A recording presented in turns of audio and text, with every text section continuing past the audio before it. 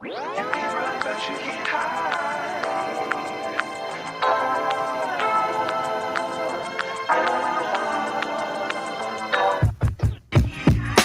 Can't hide. You can run, but you can't hide. You can run, but you can't hide. Can't hide. You can run, but you can't hide. You can run, but you can't hide.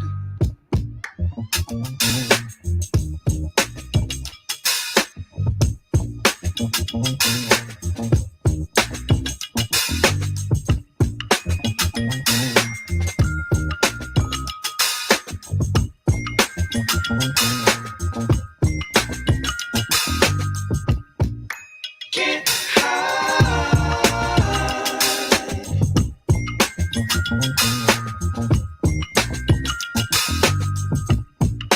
Can't hide.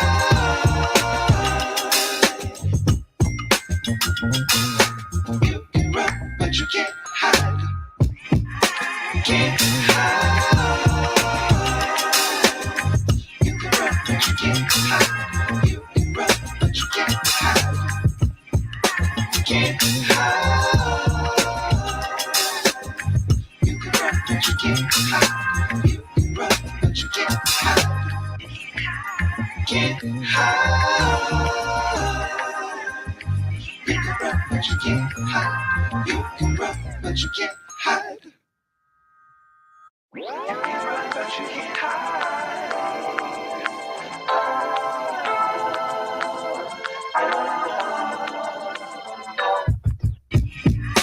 Can't hide. You can run, but you can't hide.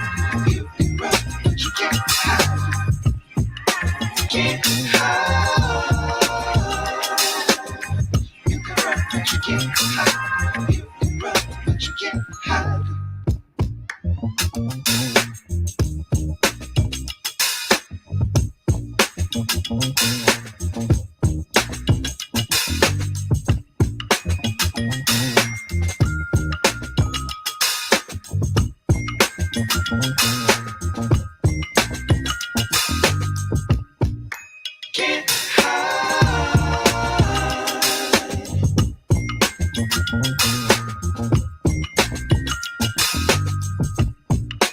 Can't hide.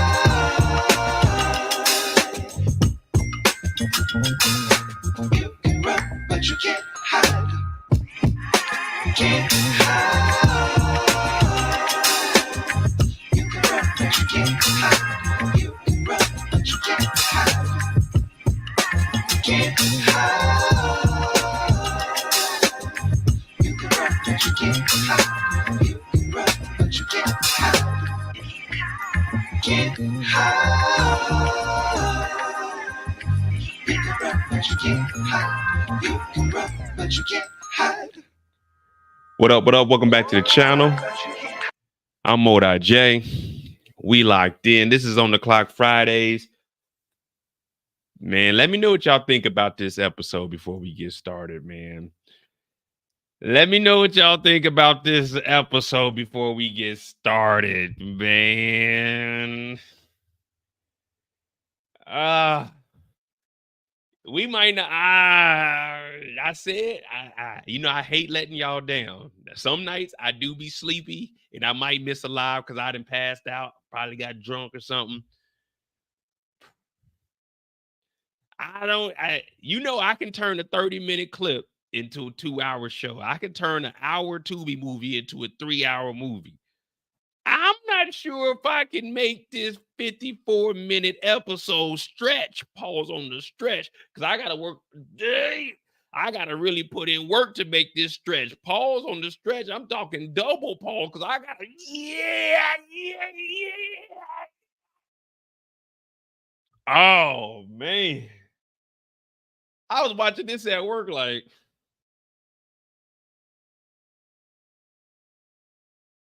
This is the finale? This it? This it? This it? And, this episode was a solid 6.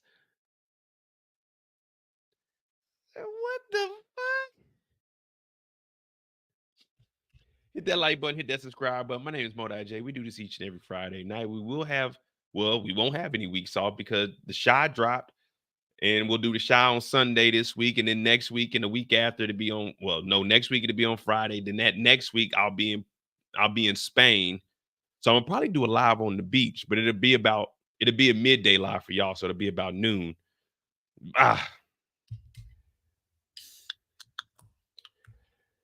Oh, see now, hey, we know when I'm giving it a 6, if Kendall's saying this shit's lackluster, because I remember 3 weeks ago, well, technically 4 weeks ago, I was telling people I gave that episode a 6. They like, oh, Mo, you hating. I'm like, man, I don't know. They dropped the ball. Tonight is brought to you in part by Truly. We got Truly tonight. We got strawberry lemonade. We're not getting too toe up because we got to hit the gym in the morning. You know, we cutting that weight. You know what I mean? We down from 188. We at a solid 180 right now. You dig what I'm saying? We got about 4 more pounds, and it is on, baby. It is on.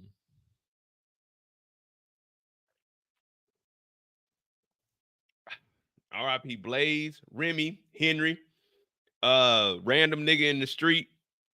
Yeah, I mean, oh, hold on. Before we even get anywhere, this was you guys. This was not me. I remember it. We'll go ahead and add them. Y'all were saying bodies +5. Y'all were saying +5. And somebody told me last week Hoop got knocked. Someone told me, 2 weeks ago, y'all told me Hoop got knocked. They lied to Mo. All right. Then we got Henry, Remy, Blaze,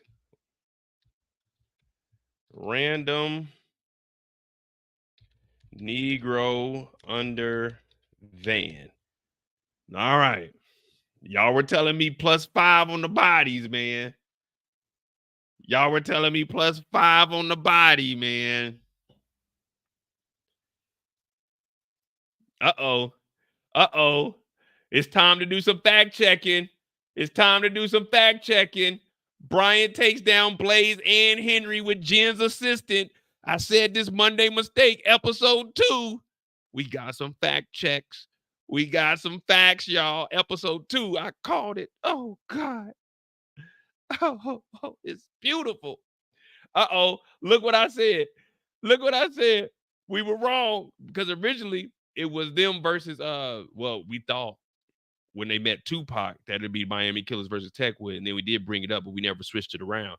So this was wrong, but it was the opposite way. Damn. Oh, yeah. All right. No, Froggy ain't die.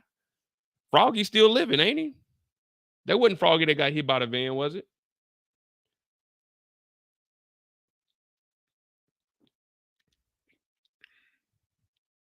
Damn, we got a couple of things. Damn, we got a lot of shit, a lot of theories on here. I was the only person that said Sticky Finger Nikki. I remember that. I remember the street gig. Mo was right there. Brian takes out Jen. Yeah, we were wrong here. That one was mine. It was a possible reach. Damn. We had to make the show interesting, y'all. Overall,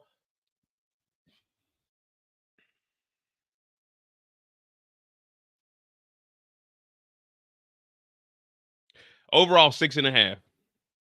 Don't tell nobody. Overall, 6.5. Overall, I give the season a 6.5. And that's just what I'm thinking. I'm comparing it amongst other power. Even I take season 2 of Force over this. What y'all think? Season 2 of Force? Season 3 of BMF? Which one y'all rolling with? Before we jump on into this thing all the way and get this thing started. But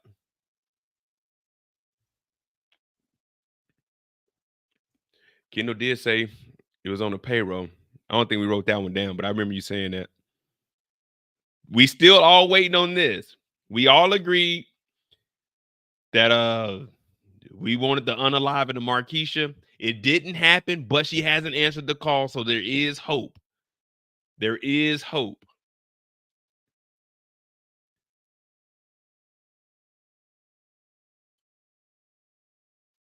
Yeah, I mean, this is tough, y'all. This is a tough season here. Well, let's see how many bodies we got, and then we'll jump into it. Hey, I already know where y'all want to start at, so I'm not even gonna ask y'all. I can already assume that you guys want to start with Lucille. Is that where y'all want to start, Lucille and Charles, and knock that thing on out the way?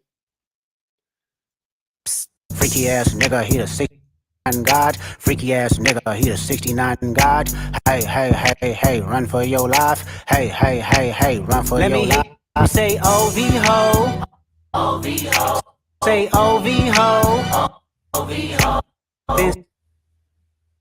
Hey, run for your life. Let me hear you say OV ho. OV ho. Say OV ho. Hey, hey, run for your life. Hey, hey, hey, hey, run for your life. Let me hear you say OV ho. OV ho. Say OV ho. OV ho. I'll say this though. All season long, they've been saying, Mo, you're wrong about Lucille. They said you were wrong about Lucille. Only I was right. I was right. Hey, hey, run for your life. Hey, hey, hey, hey, run for your life. Let me hear you say OV ho. OV ho. Say OV ho. OV ho. Lucille went over there, got hit with that wham, blam, blam. Hey, on some real shit. Dr. Reese, that nigga pulled a Mo move. You know, are we talking about the BMF in the BMF Immortals, not in real life? I knew something was up. I know Brillo said that Dr. Reese was going to play her. I think OT said Dr. Reese was going to play her. But if you guys remember, you call it pocket watching, but I knew any nigga that was writing a check to the church and not to her, which is a tax write-off to get some for JJ. Remember I asked you guys 2 weeks ago, would you rather be Dr. Reese and give $10,000 as a tax write-off, or and not getting over JJ, or be Breeze and not get none? And everybody was choosing Breeze, and I said I'd be Dr. Reese.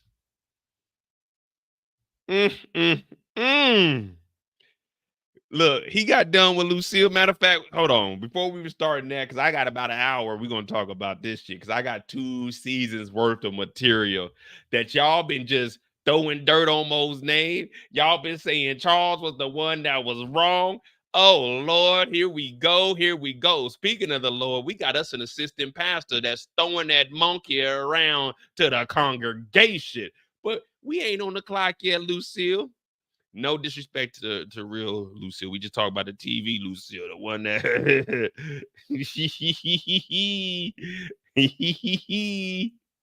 Ass nigga, he a 69 God. Hey, hey, hey, hey, run for your life. Hey, hey, hey, hey, run for your life. Let me hear you say OV ho. OV ho. Say OV ho. OV ho.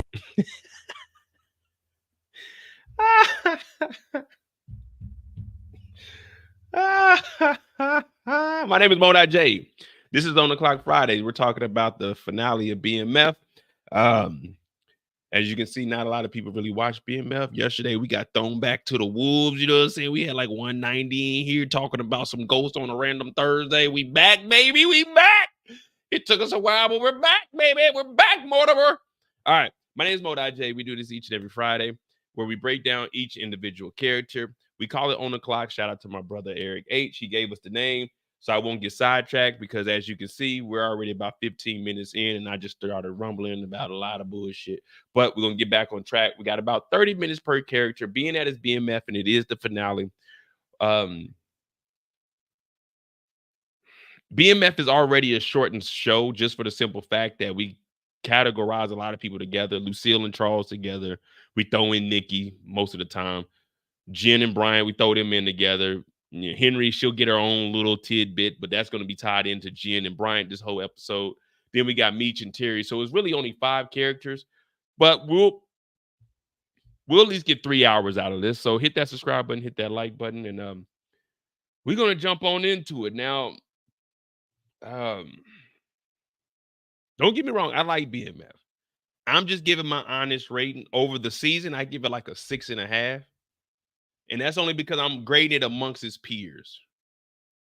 And if I took season 2 of Force over this, that shows you where it's falling in the totem poles. Like I like season 2 of BMF. I like season 3. It's just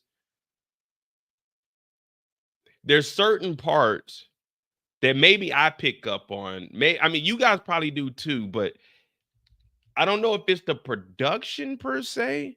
And this is probably one of the reasons why they're getting rid of Force. I mean, not Force, they're getting rid of Ghost.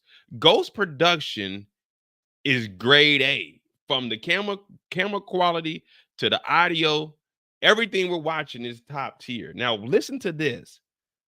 It's just certain shit. I'm like, man, I don't know if they really they just trying or they just reading the script. No disrespect to them because I'm not an actor, so I can't really. I mean, I'm paying for this. So my 99 cents that I'm paying per month, I could say whatever the fuck I want to say about the show because I'm the consumer. The consumer is always right. But it's just certain points where I'm watching and I'm like, man, I don't know. Did y'all hear when they took the vans? Me said, oh no, that's Remy and our vans. Man, we got to get our vans back. Nigga, that don't sound believable to me. That don't sound believable. Like you hear I'm up an octane because I'm trying to entertain. But if it's me, I'm like, man, fuck this nigga Remy, dog. I ain't gonna lie to you. You know what I mean? Now, compared to anything else on Stars, Ghost is the gold standard. Tariq St. Patrick, I'm gonna put you where you. And they getting like real actors too. But watch, just listen to this. Just listen to this. If I can find it real quick.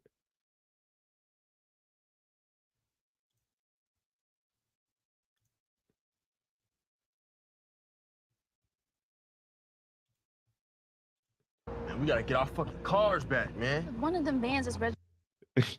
Did y'all hear Meech? Man, we gotta get our fucking cars back, man. Like, nigga, that don't sound like somebody that just lost 5 vans with, let's just say, $1 million worth of, you know what I'm saying? That don't sound like nobody that's really lost no work. You dig what I'm saying? Registered in my name, but them boys still putting our shit on the action block. We just gotta outbid everybody. Then we sweet. I got fresh SWAT set up in the warehouse ready to work on our new fleet. Now listen to Meech real quick. Listen to Meech. Yes, I remember when Stars was around when I was a kid. We couldn't afford that. Our TV channel was TNT. You turn to TNT, you could watch a movie. You could watch Forrest Gump on TNT. Yeah, we didn't have HBO. We didn't have Showtime. I remember when pay-per-view first came out, where you could buy it off of your TV, just off of like pressing the pay-per-view button. My brother ordered Anaconda 3 times, and my mom was like, well, who the hell put $12? Oh, yeah. But listen to this. Listen to Meech when they got this nigga's vans. I set up in the warehouse ready to work on our new fleet. Shit, fucking Remy. This shit, Meek. Those are our vans with our work. Those are our vans with our work. We'll follow these niggas, man. What are we doing? Oh shit. Those are our fans with our dope in it. All right. We about to get on the clock. We're gonna start with Charles and Lucille. I'm glad that storyline is over with. I told y'all a while back I would have been and got on the phone with Meech when he was in St. Louis. What episode did Meech go to St. Louis? Because that's when I told him, if I'm Charles, I'm going to St. Louis, nigga. Fuck what they talking about. I ain't chilling up here with y'all.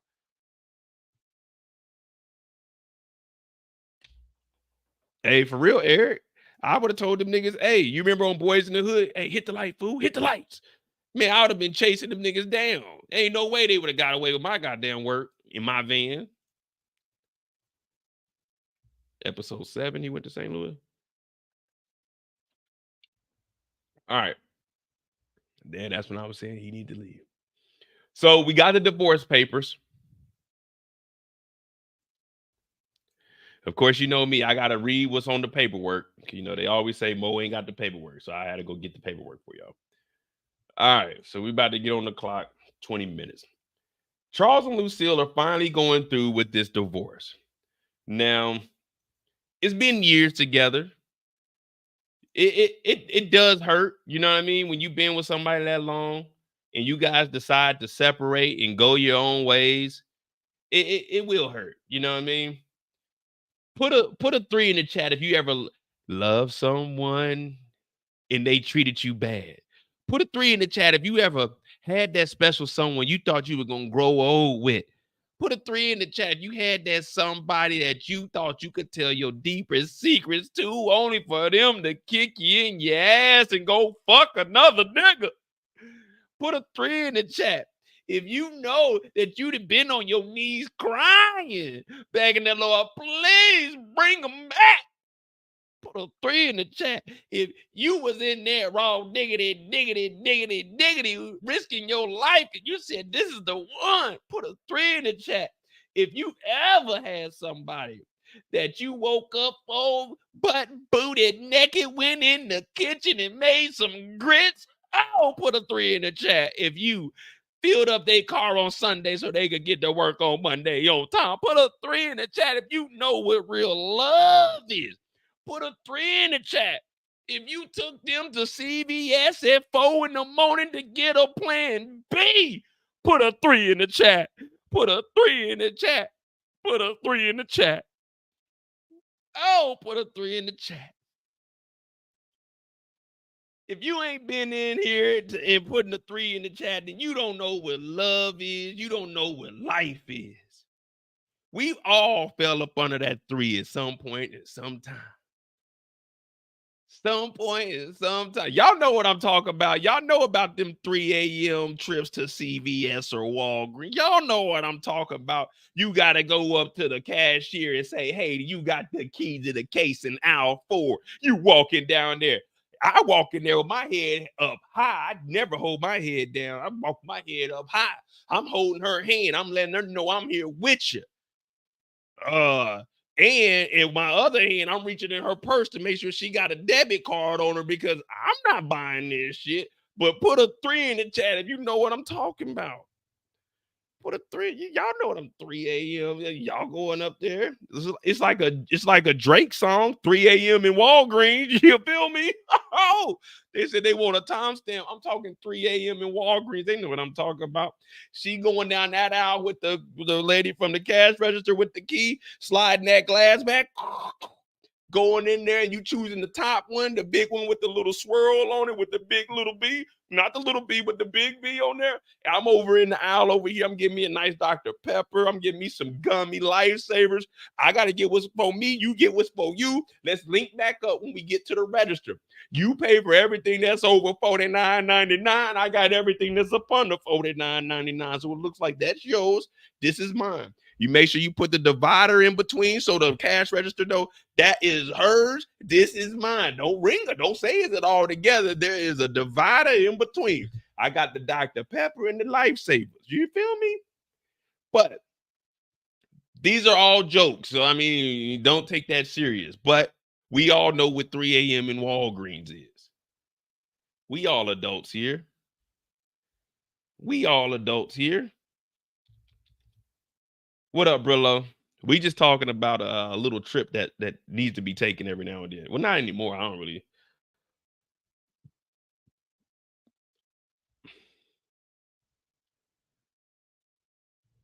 Lily said, I never took the walk of shame. It's not a walk of shame.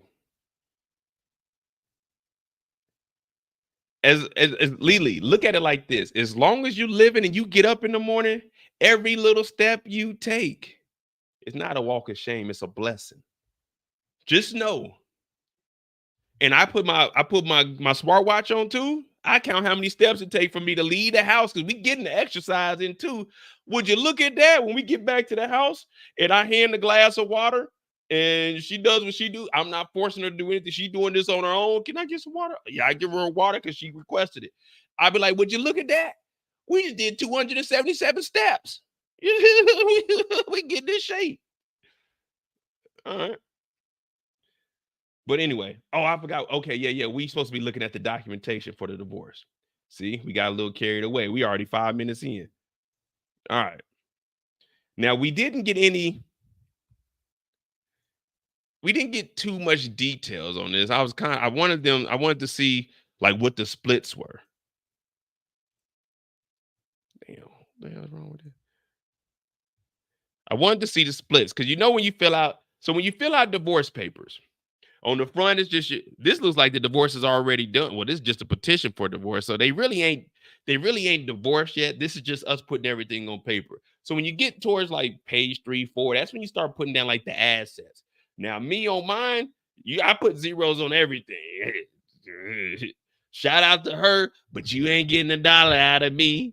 No Cadillac, no purse, you can't see. But I'm a motherfucking MIMP. Now, shout out to her. We didn't split nothing. Whatever you came in is what you left with. Woo! Woo! Cause I'd be damned if I baked the boy. Let me tell you, if I would have broke the bank, nigga. Oh, Lord. All right. So let's see what it says here. Miss Kira said they ain't got nothing. They got the house. All right. In the Superior Court of Wayne County in the state of Michigan, in the matters of marriage of Lucille Flennory, petitioner, and Charles Flennory, responded, case number MI 471300191, petition for divorce, filing fees at ORS 21.155 marriage and ORS 21.135 RDP, not subject to mandatory operation. All right. The petitioner and the respondent in the Superior Court of Wayne County in the state of Michigan do hereby agree to the terms set out in this document, inclusive of the pages to follow regarding custody of any children, which is only Nikki, asset distribution, disbursement, disbursement, and any other decisions with signatures below this agreement entered. All right, so they ain't really do nothing. We didn't get to see any splits. But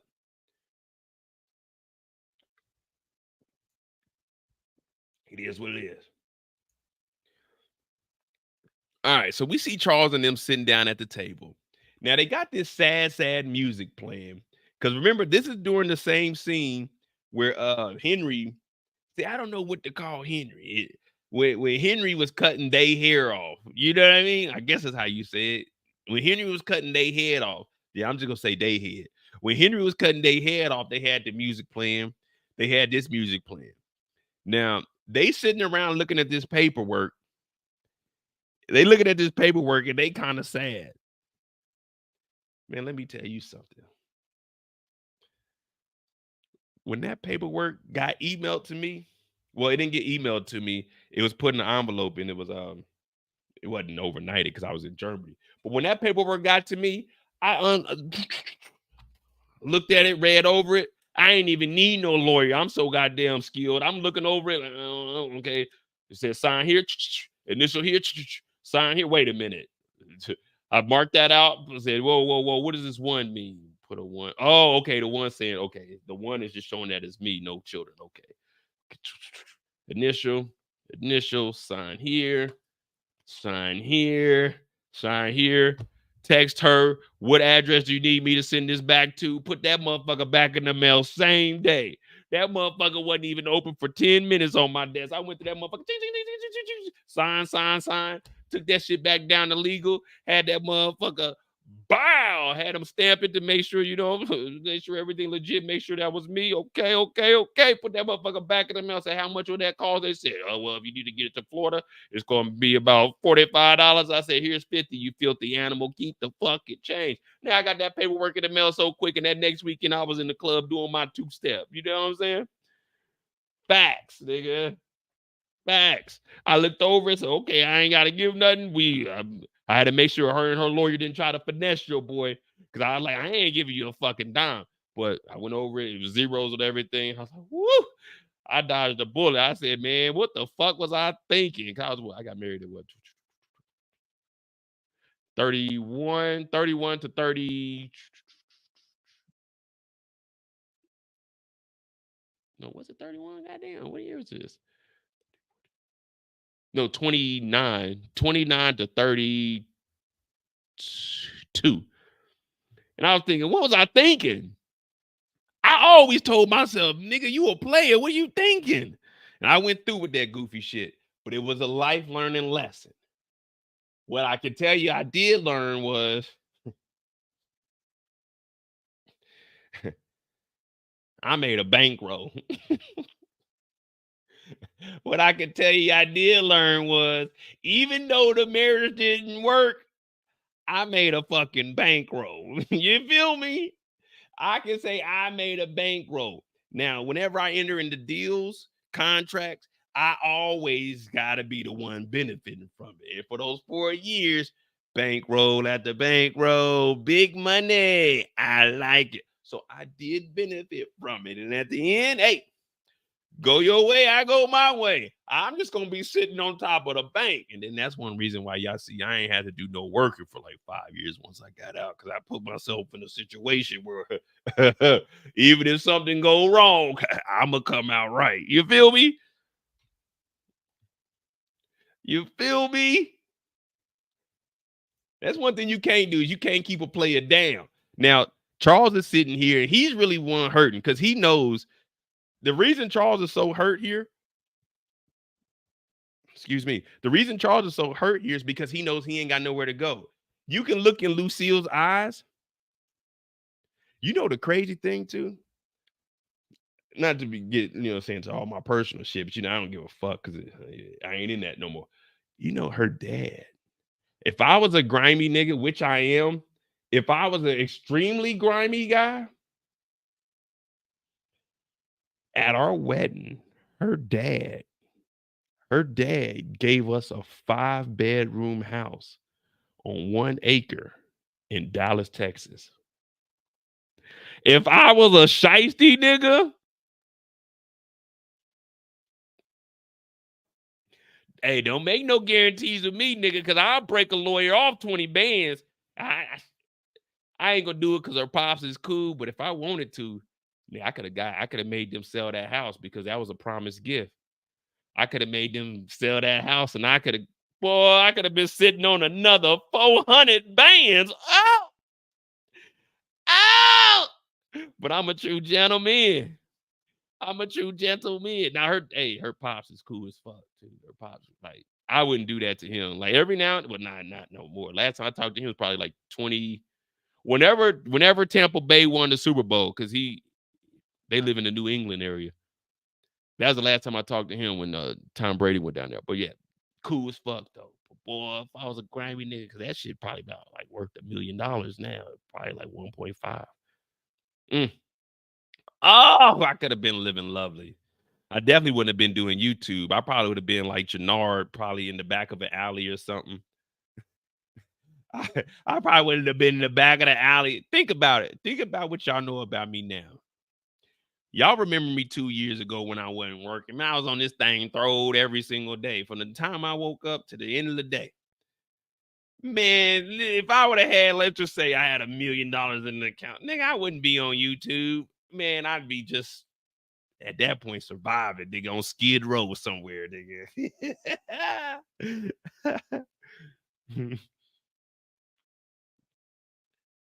Nah, it ain't a missed opportunity because you don't want to burn no bridges.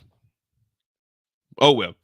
But anyway, the reason I got on that is because look at Lucille's face. You know Lucille is about to say, I'm getting the house, Charles. She already done told Charles he got to sleep in the bedroom, the guest room. So when it comes down to this divorce, he's going to have to find somewhere else to live. We know Charles ain't worked. So Charles is kind of down and out. Not only did he lose her to the man that was his rival in high school, but he's about to lose the house. Nah, Candy, you right. I probably wouldn't have done YouTube, but shit. Let's just say I would have got 400,000 in 2017. Oh man, I would have put $200,000 in a couple of ETFs, been making $2,000 a month just off dividends, which would probably be about 3,200 by now. Oh man, I would have just let that just boom, boom, boom, boom, boom, boom, and I would have bought some more land in Virginia on the land I already got and the land I'm trying to get in Costa Rica. Oh yeah, it would have been lovely. I would have definitely made it work. But here we are today talking about Charles, and both of them are sad. This is real love here. Now, they had Charles and Lucille had Meech when they were young. She didn't want Nikki's life to end up like hers. Then after that, Terry was born. And then after that, little Nikki was born. So these two are all they really know. We know that Dr. Reese and Lucille, yeah, they were out and involved with each other for a little bit, but nothing ever matured out of it. And now these divorce papers are coming out.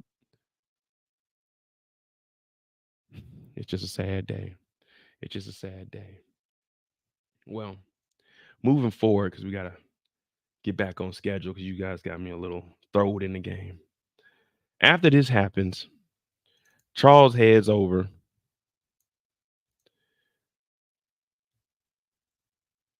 Charles heads over and he talks to Terry.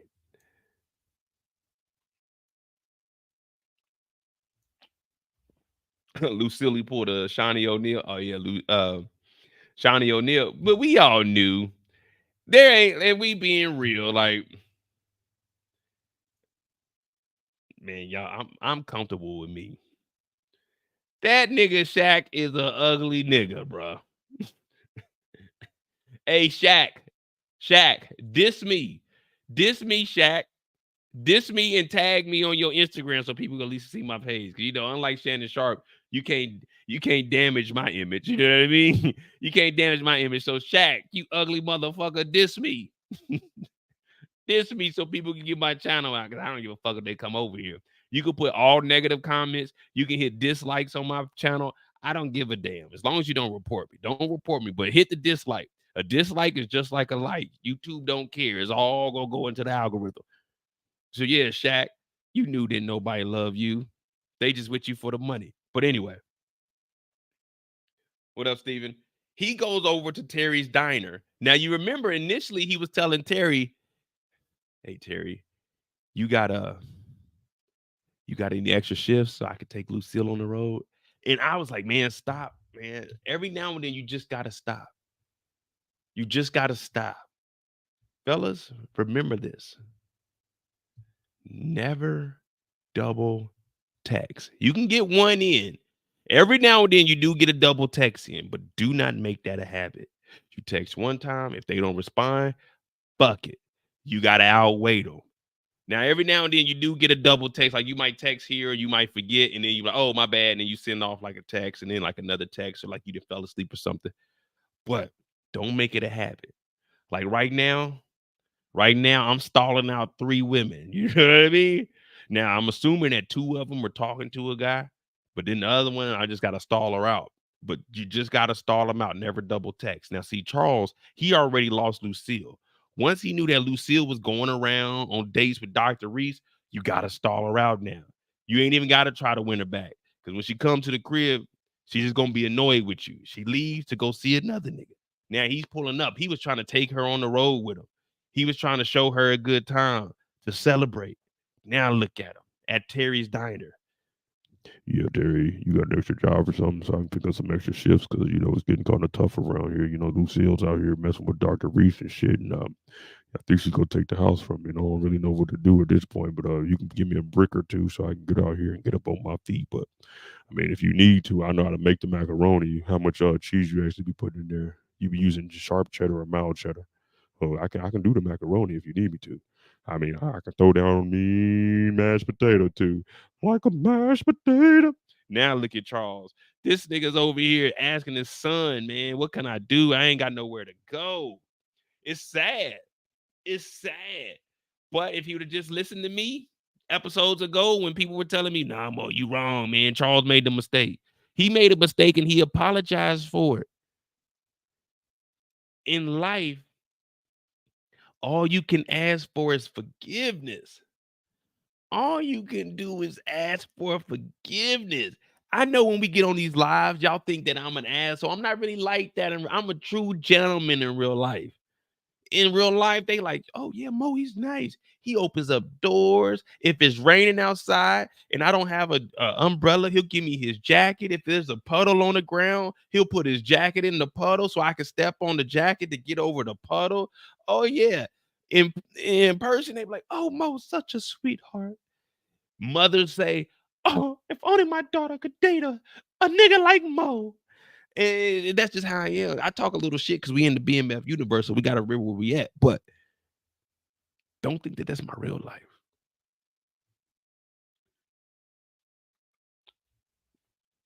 Now, while Charles is over here talking to his son, Terry,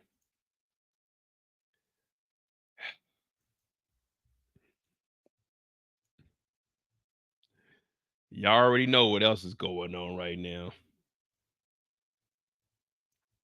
Hey, hey, run for your life. Hey, hey, hey, hey, run for your life. Let me hear you say OV-ho. OV-ho. Say OV-ho. OV-ho. Then step this way, step that way, then step this way. Yes, nigga, he the 69 God. Hey, hey, hey, hey, run for your life. Hey, hey, hey, hey, run for your life. Let me hear you say OV-ho. OV-ho. Say OV-ho. OV-ho. She goes straight to Dr. Reese's house. Now, anybody right now, someone tell me right now,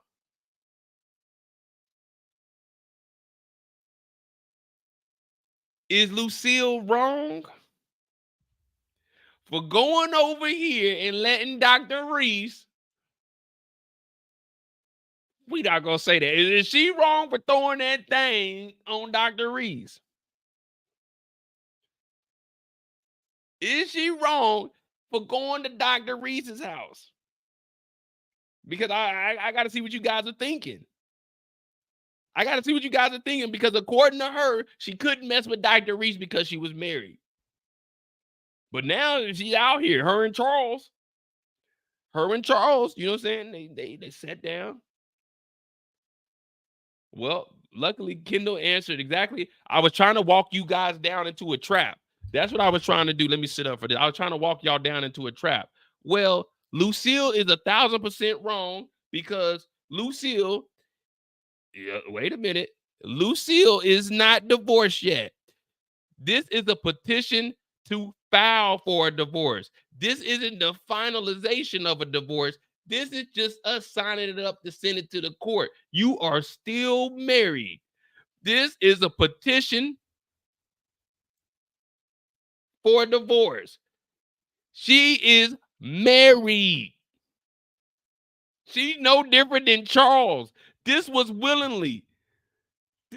This wasn't hand her a drink and she threw that monkey on you like when Miss Mabel got Charles drunk and backed that thing up on you. Sometimes that dump truck get to backing up and you don't hear the beep, beep, beep, and you get smushed between a rock and a hard place. This time that hard place with that. But this is a petition for divorce. They ain't divorced. Not the assistant pastor is passing the collection plate around to other niggas.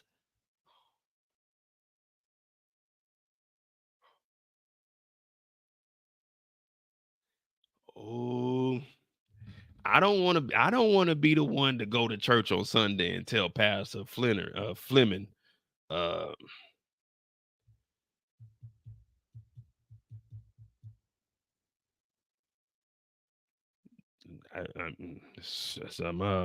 some high-ranking officials in the church that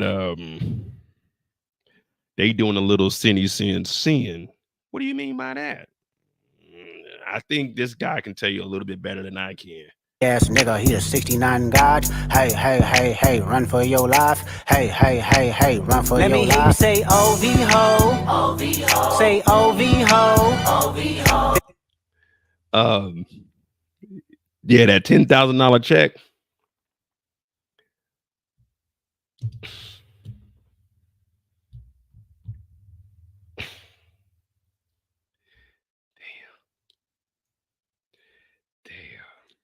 Well, anyway, let's go ahead and talk about what happened. This nigga's been sitting in the hotel. How long y'all think this nigga's been sitting in the hotel room? Well, I mean, I know he's in town. Think about how lame you have to be Dr. Reese. What if you set up all these rose petals on the floor and she don't show up?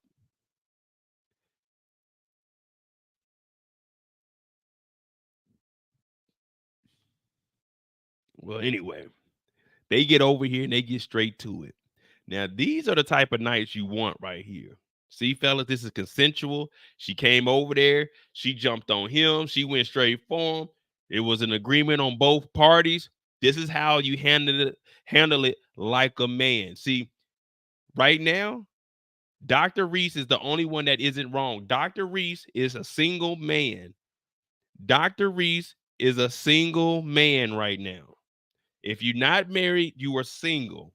You are single until you get that damn marriage certificate back. Even after y'all come over here, because you know I am ordained. So if y'all need me to do y'all wedding, I'm gonna hook y'all up. $49.99 for the whole wedding. I just need 15 wings and a pint of Hennessy, and I'll come and you may, I don't care. I marry husband and husband, wife and wife, them and them, they and they. It don't matter.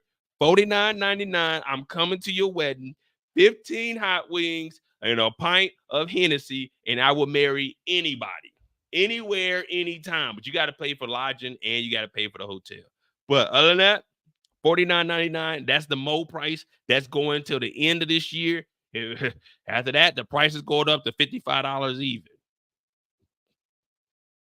But Lucille comes over here. Lucille came over here ready too. You don't go to the hotel room ready. Lucille knew what she was doing too. She signed that paperwork. She already had the dress laying out too. You know that. You know she did. Well, they end up getting it on. They get to kiss it. They going straight to it. Lucille ain't do no due diligence. And then once he hears, can I pre-book me? Oh yeah, if you book me in advance, it'll be $30 up front, and then that $19.99 I will need in the cashier's check. The date of the wedding. But they end up getting it on. And the court got to sign your marriage certificate. All I can do is just wedge. You know what I'm saying? All I can do is say, hey, this is a legitimate wedding. Y'all go get this signed by the you know what I'm saying? You still gotta go take it to the courthouse, and they'll stamp it according to your state. Now all I could do is, you know what I'm saying, I was there, you know what I mean? We need a witness. Can I get a witness? Well, we all know, hey, see, y'all don't do business. I need a receipt, man. Come on, y'all. This is my job, man. $19.99 cashier check. I need to file that for tax purposes. But we all know how it is. Sometimes, you know, you getting in there, y'all do your thing. You didn't put on a good show, too. I know one time I put on a hell of a show. I got a bad hip, too, man. It felt like when I got done, I was doing the stank leg when I was getting up and walking in the morning. I was like, God damn, what's wrong with my hip? But we getting our little cuddling in. You know, it's getting kind of hot. So I turned the AC on a little bit. And then she started talking about, so what are we? I'm really looking forward to like planning trips and stuff. And in my mind, I'm thinking planning trips. Don't nobody plan no trips. I plan my own trips. Don't know. I ain't never heard nobody plan a trip and I be like, shit, let me go on that trip. I'm like, nah, if y'all got a trip, let me plan my trip. I'll roll with y'all, but let me plan what I got. I don't need niggas telling me what I need to do. You know what I mean? So she's over here talking about, yeah, me and Charles, it just hasn't been right. And you know, all I could think about was this. Well, it hit Dr. Reese. It hit Dr. Reese, like standing on the train track and not hearing the damn train ding, ding, ding, ding, ding, and you get smacked. It could be a fatality. But Dr. Reese set up and he said, I got to tell you something. And I'm going to tell you the moment where Dr. Reese realized this is not something he wanted. Well, at this moment, this is some of the most awkward stuff. Ladies, we don't like this. Unless you like Taye Diggs or Morris Chestnut in like a 1990s movie, we do not want you kissing our chest, especially around, you know what I'm saying, our pecs. You know what I mean? We do not like that. It don't make us feel right. We're uncomfortable with that. And the moment Lucille kissed him there, he said, wait, I got to tell you something. That nigga was like, nah, we not going to be doing this. We ain't trying to have you biting on our lips. We trying to chill. We didn't already, hey, there's a time and place for everything. This is the time to relax. I'm trying to catch my breath. I'm trying to look over at my phone, see what the group chat's talking about, see if they trying to get on the game. I might have to hop up and go get on the PS5. I might need to, you know what I'm saying, text the crew. What you niggas talking about? Look at the links they sent. I need to get on YouTube, see if there's any clips that didn't drop. We ain't got time for you to be trying to bite on my lips right now. Plus, I got something to tell you. Well, he looks at her in the eye. And you know when when you this close, your voice changes. So this is my this is my normal voice. When I get excited, I get up to this voice. But when I'm in the bed, my voice goes down to here. There's no emotion. It's just, it kind of sounds like I'm half asleep, but I'm really awake. It's just, I'm not giving a fuck. So I got to tell you something. Oh, what is it, Mo? I don't know how to say this. I mean, I fuck with you and everything, but I ain't gonna lie to you. I've been engaged for 2 years now. It's just, I got cold feet. I don't really know if I'm trying to, you know what I'm saying, like really get married or not. You know what I mean? You feel what I'm saying? She said, what? He said, Lucille, where you going? She said, I will not be with another cheater. Well, technically, according to your logic, you didn't give me none. You didn't give me none because you were married. Remember you told me that, Lucille? You said you're married, so you can't give me none. And I respected that. I said I'm engaged. I never once said I was married, Lucille. I just told you I got cold feet. So I'm single, and well, you're in the works of being single. So what's the problem? We didn't already did what we did. And he wasn't wrong for this because he's not married. He's just going off of her logic. If she said you can't get none because she's married, well, I ain't married. I ain't married. Right? If I told y'all I was engaged, y'all be like, damn, that nigga Mo single. That nigga Mo's thinking about settling down. Y'all not gonna say Mo settled down until Mo get married. But if I just say I'm engaged, because you can be engaged to multiple people. You can't be married to multiple people, but you could be engaged to multiple people. I'm just trying to think logically here. But anyway, Lucille didn't do her due diligence, and she threw that thing on it. And that's where it went wrong. She started thinking about the future. Oh, this is always what I wanted. She should have known what was up, man. All right, ladies. I know I try to stay away from relationships on the channel because, you know, me personally, I don't care about that shit. Like, I mean, you know, I respect people's relationships, but I mean, I don't care to talk about it because, you know, I'm a joke around. But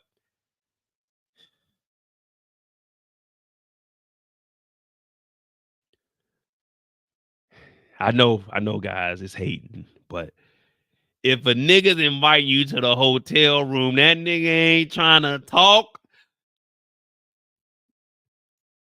You just think back in life. Hey, come to the hotel room.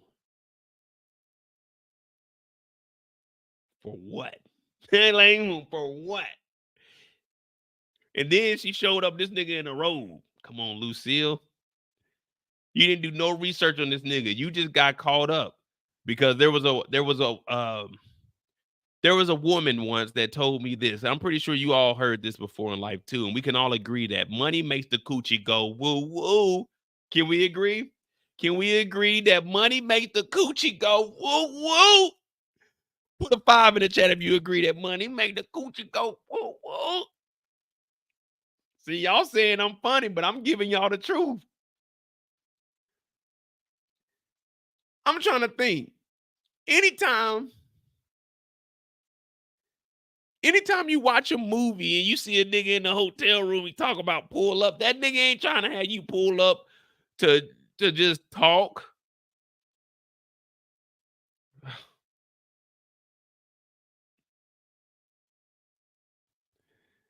This nigga answered, man, I don't even answer the door in my house in the robe. You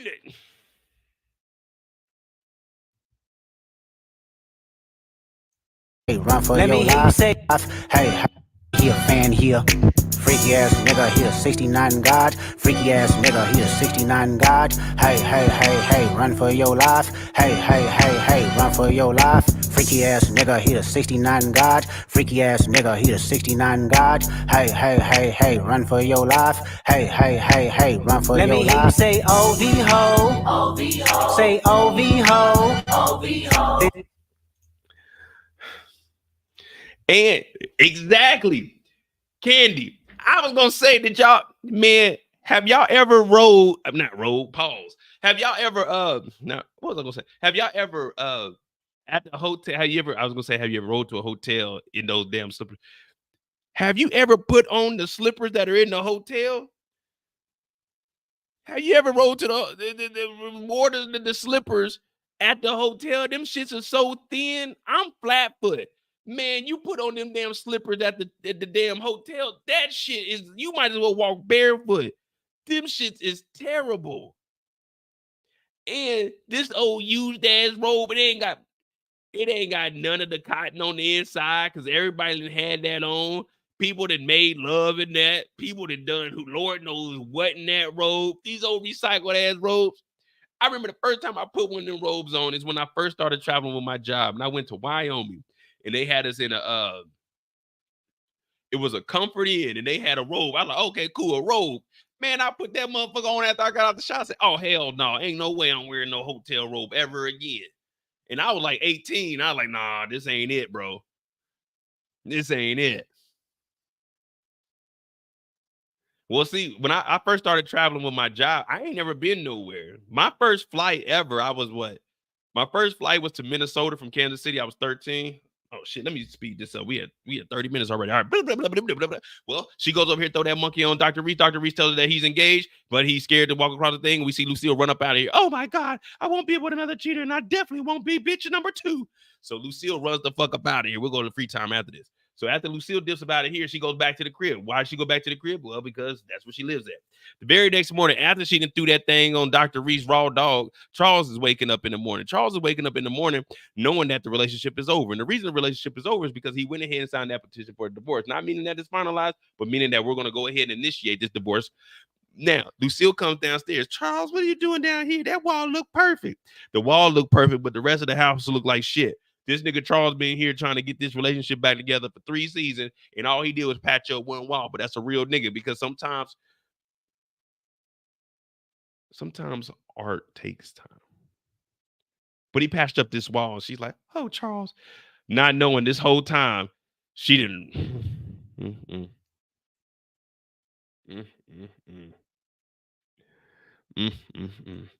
But we got to pick the pace back up. Oh, Charles, you did such a good job. You know, I didn't want to leave the house with holes in it, a.k.a. Freaky ass nigga, he the 69 God. Freaky ass nigga, he the 69 God. Hey, hey, hey, hey, run for your life. Hey, hey, hey, hey, run for your life. Let me hear you say OV-ho. OV-ho. Say OV-ho. OV-ho. That nigga said, I didn't want to leave no hoes in the house. Y'all follow me real quick.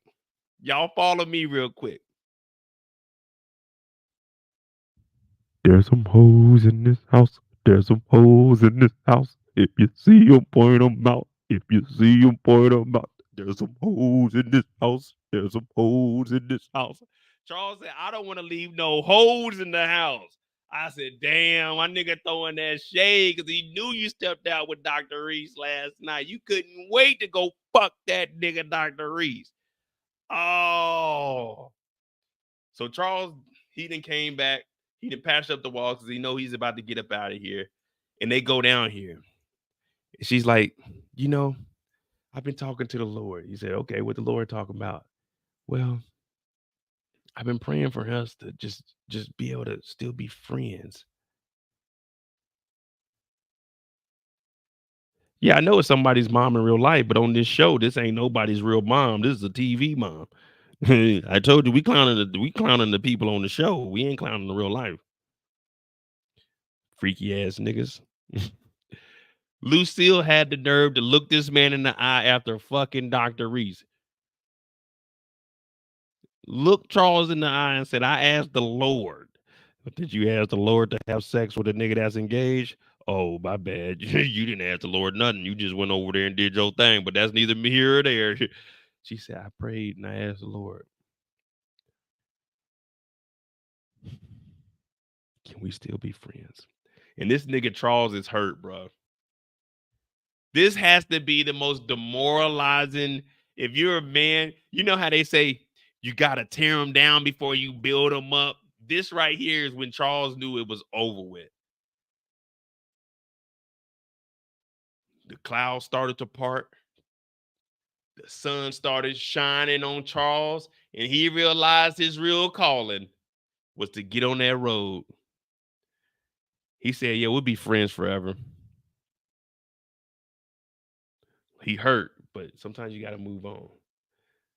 Now, the next time we see him, well, they do go to church and Lucille becomes a pastor, but we already know what happens there. We're going to just jump to the end because we don't really need to care about all of that.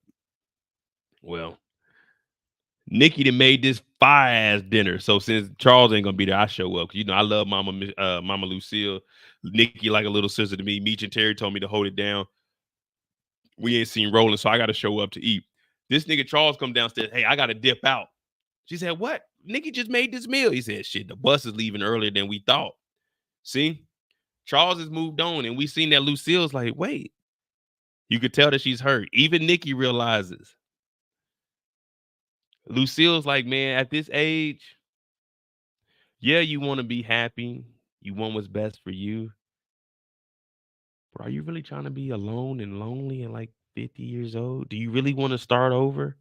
Do you really want to step out in these streets and realize there's niggas like me out there, niggas like Dr. Reese out there, when you had a good man in the house that just made a mistake? So after 3 seasons, we've been saying that this nigga Charles, he was a fuck up. We've been saying that this nigga Charles, he ain't right. This nigga Charles, he's tearing down the family. The whole time he made one little mistake and he's been trying to fix it ever since.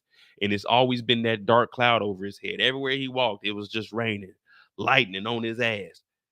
And now Lucille is realizing that maybe Charles was a good man. Maybe Charles, because she is a pastor, she has to understand that we're only human. We all make mistakes. It's not on us to judge. It's on us to be forgiven by the Lord. And it's on you to live your life the way the Lord wants you to. And now that she's the assistant pastor, she's starting to realize that maybe sometimes we make mistakes. But maybe this mistake might have been the best thing so Charles can go on and live his life and prosper in the field that he wants. And that's doing music and being on the road and seeing the world.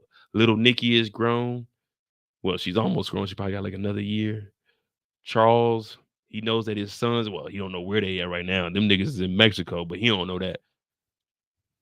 Man, sometimes you gotta hit rock bottom in order to realize that the mountaintop ain't really that high. The only problem is when you hit rock bottom, you got to be able to get up. And when you get up, you got to be able to put that left foot in front of that right foot in front of that left foot, and so on and so on. Because if you stay on your ass, you ain't going to go nowhere. Now, the world will keep spinning, but you won't progress. So Charles, even though he got knocked on his ass several times, he got back up. One thing we can say is Charles never gave up on Charles. Even Charles tried to fix his relationship with his wife. She didn't give him a second chance, but he tried. He tried to bring her on tour, but then he realized, all you can do is reach your hand out. You can't make anyone reach back and grab your hand.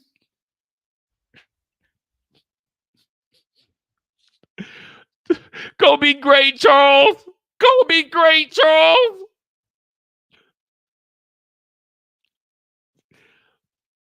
Make us proud.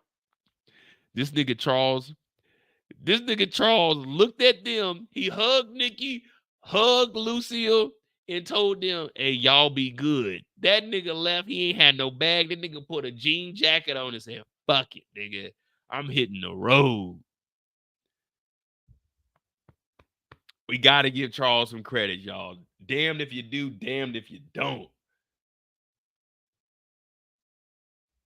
All right. What we got? What we got on them, man? Damn. I'm glad Charles got out of this toxic relationship. I am glad Charles got out of this relationship, man. What y'all thinking? Was this good for Charles?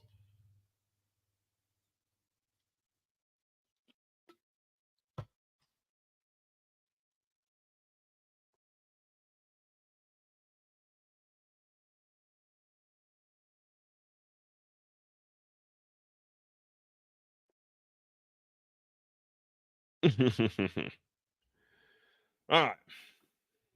So we had about an hour. Make sure y'all hit that like button, hit that subscribe button if you're new. I'm on Jay. We just talked about the Flennory family. At least we didn't. I think Breeze was in the church scene, I couldn't tell. I seen the dreads, but I wasn't sure. Really all we got left is Meech, Terry, and Henry. Well, Henry, Jen, and Brian.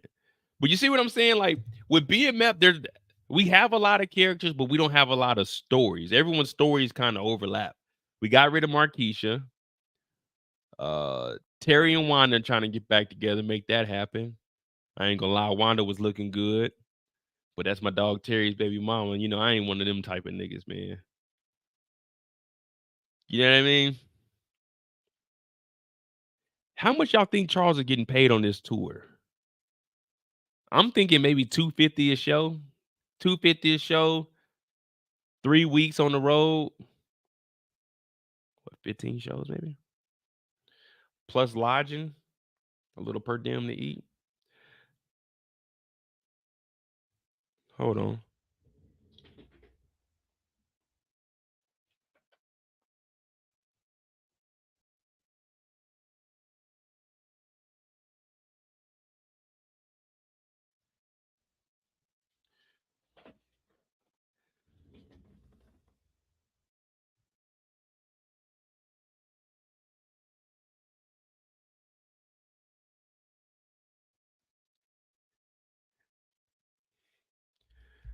All right. Man, who we got next, man? Charles is out. Charles is on the road. We got Angel left Meech. We were trying to get Meech away from Angel, but she left Meech. So who we got? Meech, Terry, Bryant, Jen, and Henry. Henry, I don't know what we should call Henry because it was Henrietta in jail. For BMF fourth season, I'll be phoned in 25. Jen. Freaky yes. All right, let me see. Jen's Kobe dad. From there, we got Jen and Henry and Blaze. Yeah, we'll do Jen, Brian, and Henry because I mean they're all short. They're all short stories, but they make a long story. So we'll do all of them together. Because the only time we see Henry by herself. I'm trying to think. Hold on. Jen and the dad. Henry and Jen. The shootout. Henry and Blaze. Brian and Jen. And then the arrest. All right. Yeah, we can do it.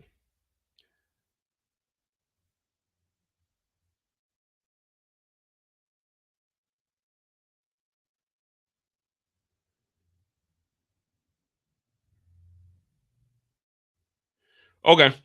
We got it. Let's get locked in.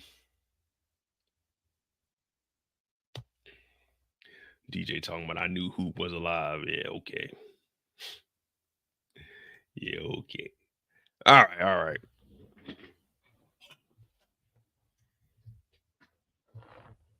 Let me hear you say, OB ho.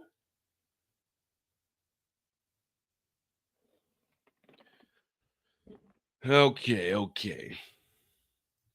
Detective Jen. She is the first person we see.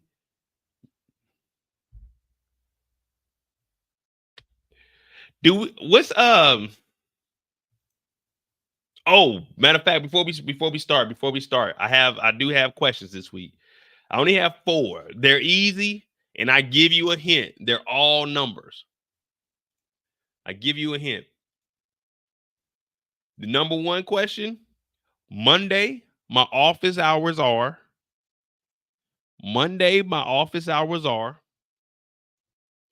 Number 2, when was the original opened?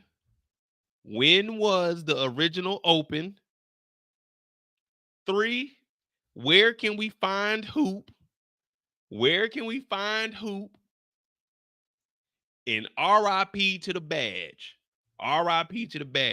Now, what I'm doing here is it's not really trivia. It's more like an I Spy. Now you'll see a lot of trivia on other people's channels, but just remember we started doing this back in 2021, and you know people have adapted and they do their own thing. But if there's something that's on the screen, then I've seen it. You probably seen it also. I just want to see if you're paying attention. So I'll go over the 4 again, and then we'll talk about Jen and Bryant. Number 1, Monday, my office hours are kind of like Big Red. Number 2, when was the original open? 3, where can we find Hoop? And 4, RIP to the badge. RIP to the badge. Now I'll be monitoring the chat, and if we come across it, we come across it. But if not, then shit, we'll just keep it pushing.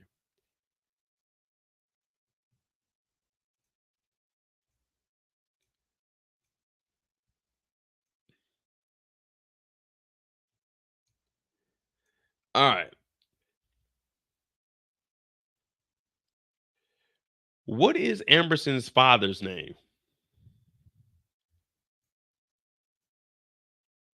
Because Jen goes in here, and if you remember, the plan was always, hey, let's go talk to her dad because he's a councilman. Let's see if we can use his influence to kind of, you know, saying showcase the corruption that's going on in the E-Course Police Department. Now, Brian was like, all right, before we go over there and talk to him, how well do we know him? Courtney said 9 to 5, close, but no cigar. Now, Jen is going over here and saying, Amberson, she was like a sister. Kobe, I loved her. And when she passed, I ain't never shake back. I've been trying to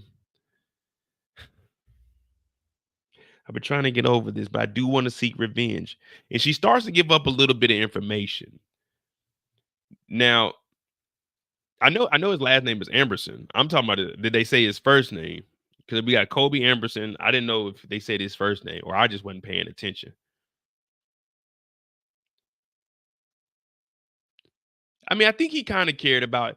See, he didn't want to wear his heart on his sleeve. You know what I'm saying? He didn't want you to know, because if he shows his weakness, then you'll be on him. You'll be on him. You know what I mean? And when you get you smell that weakness, you know, you attack. But she's like, listen, I want to get revenge for Kobe. I had a sister pass, and she was good. She was on the force. She knew her job, and I just want to go seek revenge. And I think that you might have the influence and the power to help me get this done. He's like, you know, me and her weren't really seeing each other on eye to eye. We weren't on the same page. And I was like, well, we know that. But she did say she was going to come and speak to you before she passed.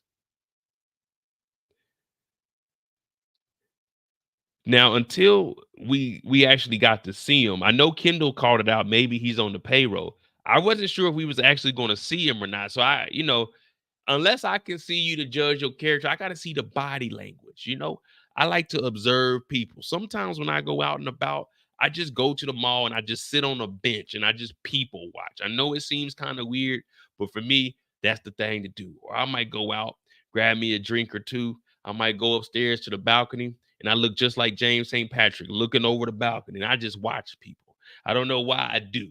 And in my head, I come up with stories and imagine what they're talking about. Or I might just bullshit and I'll talk to a random person next to me. Like, man, you see them over there? They're like, yeah, what they doing? You know them? Like, hell no, but I guarantee I know what they're saying. But that's what I do sometimes. And if you give me some drinky drink, oh man, I can tell a whole story. You give me a drinky drink in about 4 hours of your time. I mean, y'all see what I do on these lives. Wait till you see me live talking about shit just off the top of the dome with no script. It's an even better show. But he's like, listen, I'm going to do what I can. You know, even though me and her weren't on the best of terms, me running for governor next year is really my main focus. But I know I can somehow put her into my speech.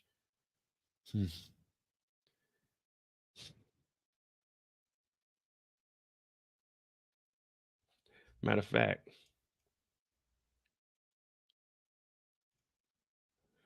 let me see something. Let me hear what the actual conversation was, because I wasn't really paying it. Any leads? Yes, but I've been suspended and I can't legally make any arrests. This goes way above my pay grade. I can't trust anybody in the department. Does she mention Henry's name?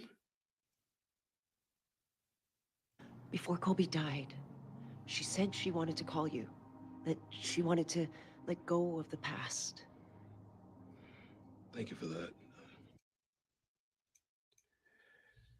Yeah, I don't think she said Henry's name. She just said she had some leads. Unless they're not telling us like what's going on behind the scenes, because we know a lot of stuff has been going down. If they have some lead, oh, well, they didn't have to say it.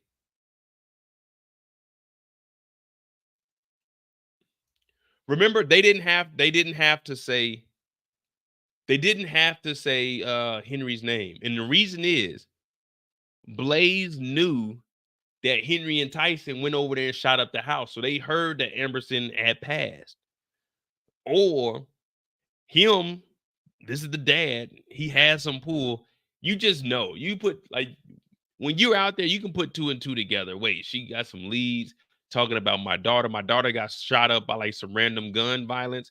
And if you remember, Jen told the captain that Henry is actually a woman, and that's how he knew. So he probably told Blaze, hey, Henry is the one that shot up the house, because detective, oh, there we go. That's how it's making sense.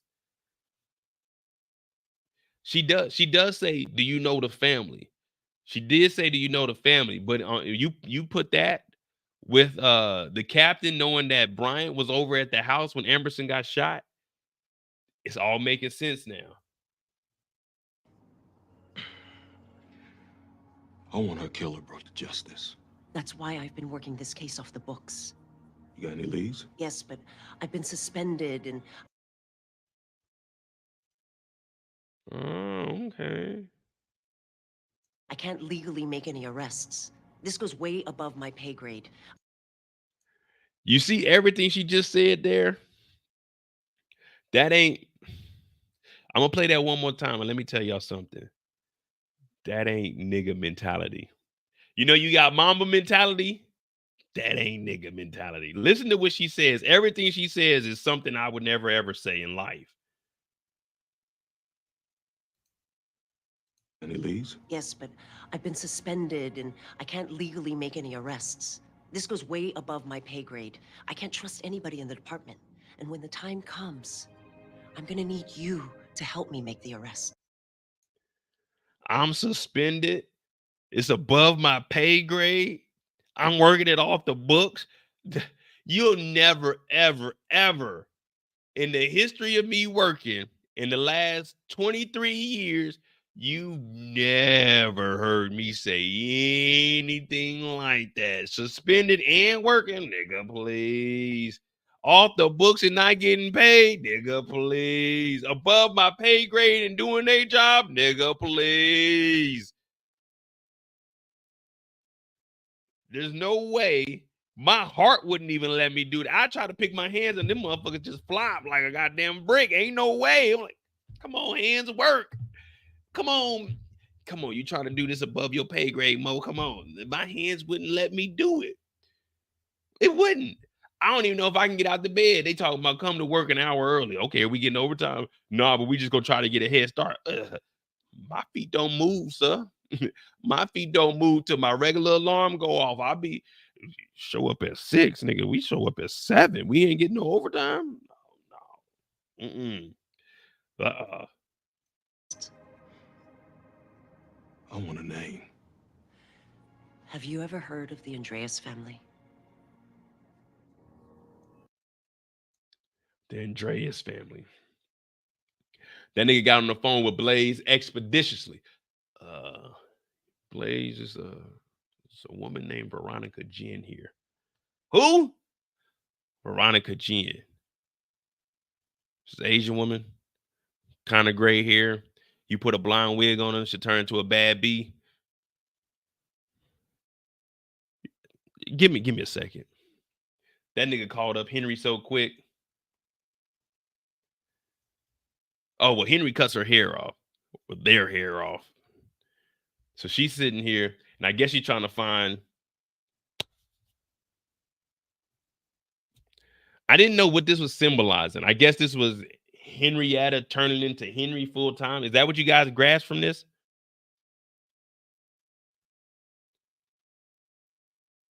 Is that like when she was cutting the, see, they call her a woman on here. That's what I'm gonna call. I'm sorry.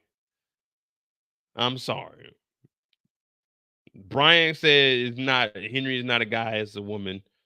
And then Terry said man to man, but then Jen said she, I don't know, man. I'm just gonna call her, man. I'm sorry. No offense. But when she cut the hair off, I was like, okay, is this symbolizing fuck this Henrietta shit? I'm going full 100 Henry.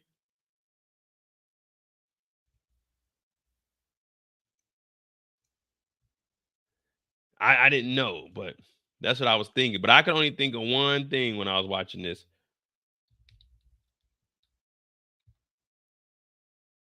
And I'm sure y'all know what I'm talking about.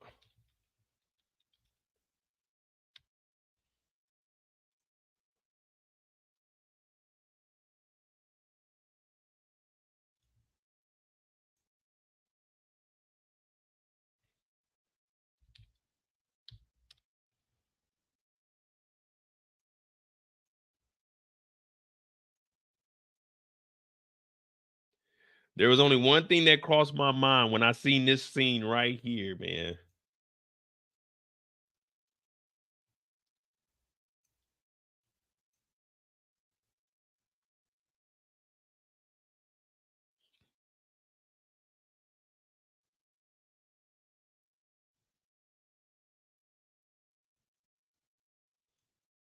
That's all I was envisioning.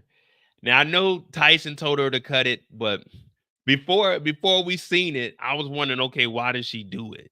Why? What was the reasoning behind it?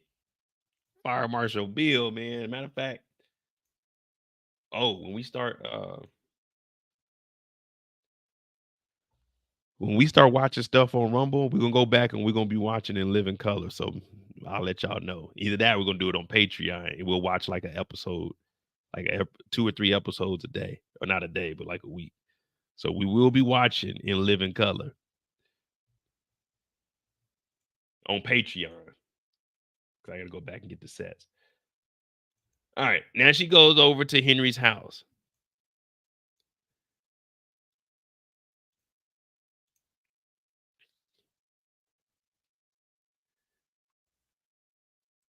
And while they're sitting here, Jen is fishing for information. Jen is like, hey, what's really been going on? I like that hair on you. Well, you know, Tyshon inspired me to do it, and I just feel like I'm gonna go ahead and do it. She's like, well, it fits you. I like this new style on you. They sit down, and we know that Henry's trying to get even. Henry trying to get whoever got Tyshon. And just like she was talking to Emerson's father, Kobe's father, she's like, do you have anybody?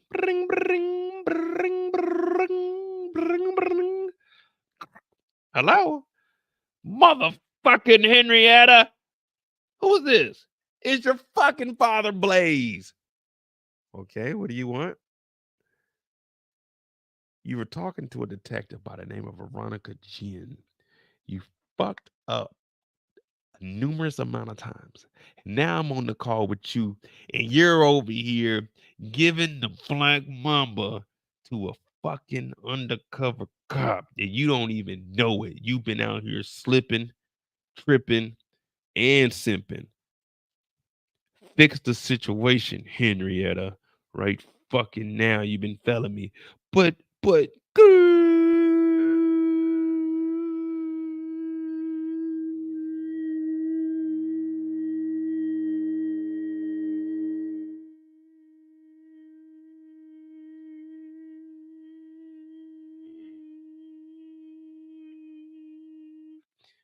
who was it?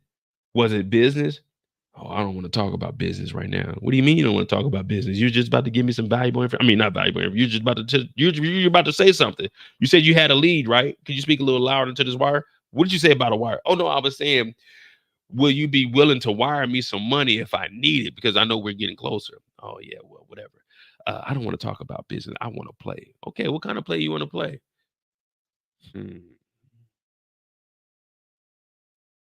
Well, you call me a baby. I want to suck on that titty like a baby. Okay, where are we going with this? Please don't bring the mamba out. Please, not another round of the mamba, please. No, we're going to do something else. It's called a game called Snake on a Plane. What do you mean? Well, I take these two hands and your neck becomes a snake on the plane, and I try to take the snake and throw it off the plane. I don't want to play this game. Too late. Henry, stop it. Henry, stop it. What are you doing? Oh, no, you're fucking police, Jen. I knew it the whole time. I could smell the snitch on you. I'm not a cop. I worked at the diner. I've been trying to tell you. I had humble beginnings. Oh, yeah, well, I just got off the phone and nigga said it ain't very humble over there. Now, get up off me. Nah. So Jen does a move out of Mo's book. I've been telling y'all for years. Elbow to gut. Yay! She hits her in the gut. Ah! Then she hits her in the trach. Yeah. Jen gets up and Jen takes off. She takes off so fast, she got to hold the wig down on her head because she doesn't want to disclose her information. Well, she doesn't want to divulge her real identity and have the wig come off. So she's holding the wig on. It's that pure Peruvian. And all you hear is bow with the James Bond golden gun. Bow with the James Bond golden gun. Bow with the James Bond golden gun. But she's missing. Brian's outside, and all he heard was, get up off me, Henry. Fuck you, die, motherfucker, die. Brian is like, oh, shit, it's going down. Pow, pow. He hearing the gunshot. So Brian got to hop about the whip. Jen is running. And let me tell you something. After you didn't been choked out, I used to wrestle back in the day. I got choked out one time. I ain't going to lie. This white boy is whooping my ass. And nigga is choking me out. I was like, God damn, nigga, how much time? I'm looking over in the corner. My eyes are starting to pop out my head. I'm looking at my coach like, nigga, how much time? Nigga, like 15 seconds. Hold on, Mo. Hold on. I'm like, nigga.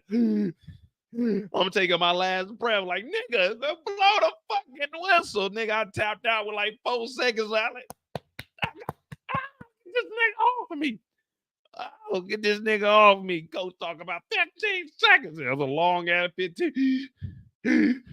Oh, man, that motherfucker's whooping my ass. But oh, well, I stayed in there. But anyway. She's getting choked out. Now she got to run. And let me tell you, I got choked out, and then you got to stand up in the middle of the ring. I'm over here trying to catch my breath. The ref holding one hand, and he holding their hand up. Everybody's cheering and shit. My team is looking at me like, damn, nigga, you got your ass whooped in the first round. I'm like, man, that motherfucker was good. But give me a water. So now Brian is chasing. Well, Brian is coming into the building. Henry is shooting, but she don't know where the hell goddamn Jen went. Jen's hiding behind the wall. What up, Cher? We in story mode right now. This shit's getting real. So she's sitting here. She still got this wig on. Heart rate is elevated. I'm talking about 128 beats per minute. I'm talking about so you like, and at that point, when you breathing that hard, well, when your heart is beating that fast, you can't breathe quietly. You gotta. You need to put your hands on your hip. They used to tell us when we were growing up, put your hands on your head. When realistically, you need to put your hands on your hip because you can get more air in. But Brian comes in, and now we got a full-on shootout between Henry and Brian. Pow, pow, pow. Pew, pow, pow, pow, pow, pow. And we like, God damn, it's going down. Now, Henry, she ain't really been in no real gunfight. We know that Henry is used to flamethrowers. Henry is used to using a knife. Henry is used to doing all kinds of illegal shit that you ain't never seen before, but she's used to doing it. Well, now, tiptoeing. Brian comes out. Pop, pop, pop. Now, Brian only got a little 6-shooter on him. Now, he's dropping out. You hear Brian dropping the shells. Ding, ding, ding, ding, ding. But then there was one part that I was watching. I was like, man, how many shots does this nigga Brian got? Now, Brian has either a 5 or a 6-shooter. I'm assuming that he has a 6-shooter, but it looks kind of old and raggedy, so it may be in a 5. But Brian, somehow, he pulls out a switch for this revolver, and he starts letting off shots. Henry gets to shooting. Pow, pow, pow. She's getting ready to sneak up on Jen. But Jen is sitting here like, oh, shit, this motherfucker about to kill me because I really don't trust this nigga Brian. Brian comes through. He dumps. Doom, doom, doom, doom, doom. He got to reload. Shells are hitting the ground. Cling, cling, cling, cling, cling. He reloads. Now, Henry's starting to creep up. because you got to start gaining ground, meaning you got to start moving forward, but you got to start moving forward carefully because you don't want to get shot. But you got to start gaining ground because you don't want them to push you back into a corner. But then out of nowhere, as I mentioned, this nigga Brian gets to reloading. We're like, okay, Brian reloaded. But then we about to count how many shots this nigga Brian got. Because Brian comes in here and Brian fires off like 10 shots in his 6-shooter. Got to move strategically. You're right. You're right about that. Now listen to this. I need you guys to count out the shots for me so we can see how many shots Brian took. All right, here we go. I want you guys to count out how many shots you hear go off. This is all by Detective Brian. 2, 3, 4, 5, 6, 7, 8, 9, 10. How many did y'all hear? I heard 10 shots. We will play that one more time. Brian over here, he got a fully automatic on him. When we know it's only a 6-shooter.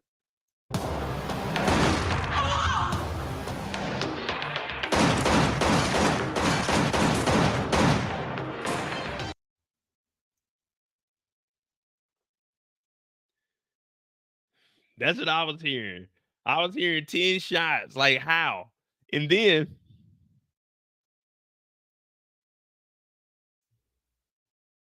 this nigga gonna do this. How you doing, partner? I saved you. Henry's gone. Nigga, we don't know that. All we know is Henry hobbled to the corner. Henry might hobble to the corner and pick up a flamethrower or something. They in here chilling. Jen's still out of breath. Like, we need to get a move on it, baby. You need to get up off your ass. I'm gonna be honest with you. I can't carry you. I got a bad hip and I gotta reload this gun. I gotta put 10 more bullets in here. You know what I mean? This nigga Brian said,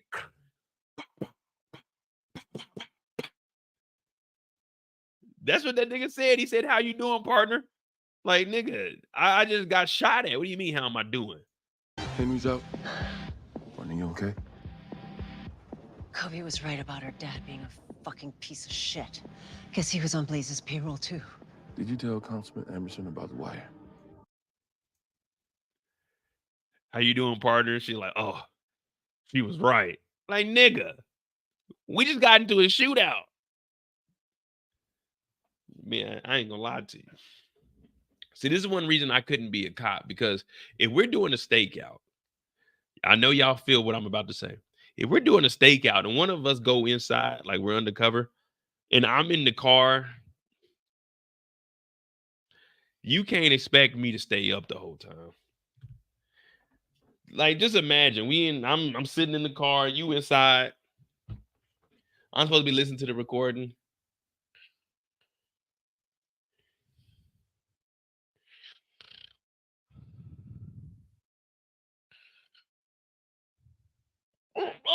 Get over here. Oh, they must be in there having sex, and they're gonna turn this motherfucker down.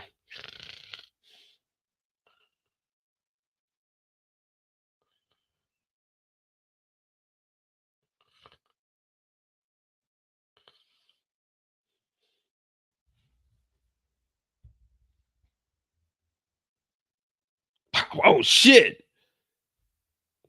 Was that a gunshot? We are in Detroit. That shit, man, came from outside, man. Fucking Meech and Terry out here shooting around and shit. Pow, pow, pow. Oh shit! No, that shit coming from the recording. God damn, nigga, I'm kind of tired too. I gotta stretch before I go in that motherfucker.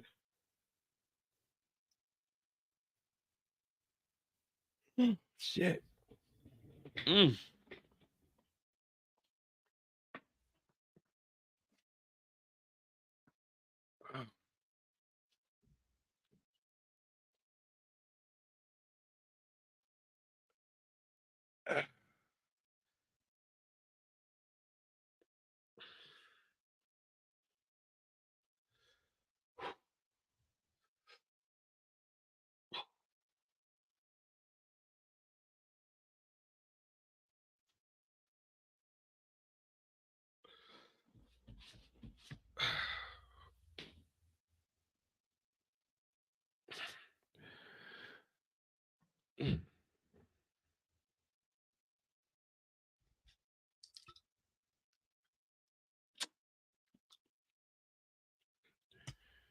Anybody call me?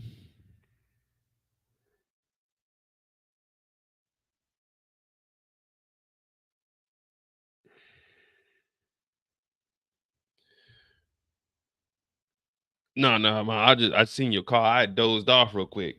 But nah, let me call you back because it sounds like something is going down over the radio. So I'm gonna have to go. I had to go in there in a minute. I'm kind of tired. Yeah, we were sitting down front for like 3 hours. Me and Jim. You remember Jim, the Asian lady? Yeah, my old partner before I got fired.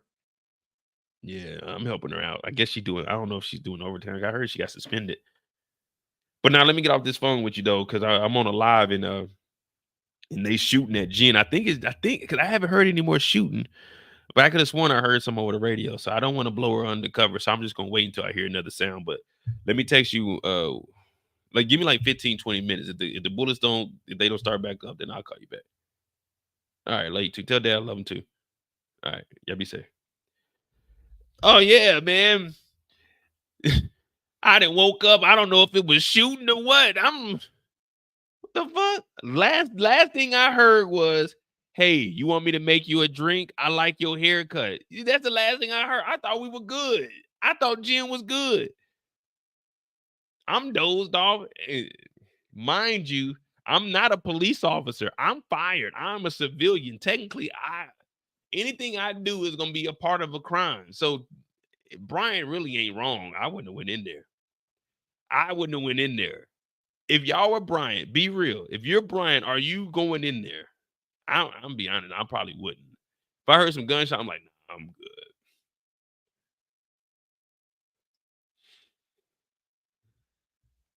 Hey, it's something about once you clock in, for some reason, you get your best sleep on the job. Think about it. You can go to sleep at 8 p.m. and wake up at 7 in the morning, even though that's what, 10 hours? That's too much time for an adult. You only need 5 to 7 hours as an adult. So let's just say you got your best night of sleep. Even when you wake up, you still, you know what I'm saying? You like, I ain't trying to get up. But the moment you get to work and sit down or do whatever you can do, I guarantee you can take a nap no matter what time it is at work. That's just the thing about life. Like the Lord didn't make us workers.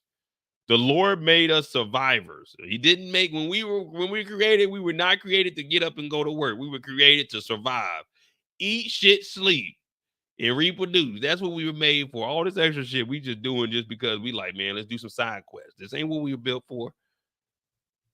Or at least not me. I don't know what bloodline y'all came from. My bloodline came from some lazy niggas. No disrespect to my ancestors. I know they put in that work, but my great grandpa used to call that nigga Sleepy. For real, for real.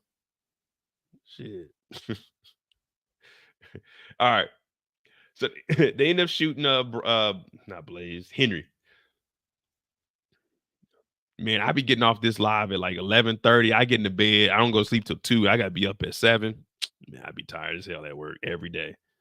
But we go back to the warehouse and she shot up. Now Blaze shows up and we haven't seen him. I kind of think low key this was a waste of a character. Bring him in for one season. Well, I guess Unc is gonna be, because initially I was saying replace Henry with Unc. Well, Unc is still alive.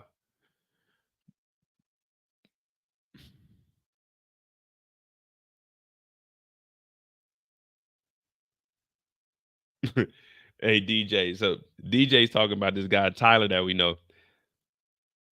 Called him Sleepy. Sleepy ass nigga. He be sleeping all night. Sleepy ass nigga. Well, anyway, let me get back onto the story. Henry's in here and she shot up. Now Blaze shows up and we know that there's a disconnect between the two. We work for E-Course, but unfortunately there is no interchange. There is no interlocking. And Henry is she cut the hair off because of Tyshon. Tyshon is gone. But Blaze is talking about you're a fuck up. I'm standing you down. I'm taking your operation. You don't deserve it anymore. You got to hand it over. That's one reason why I didn't want women working in the organization.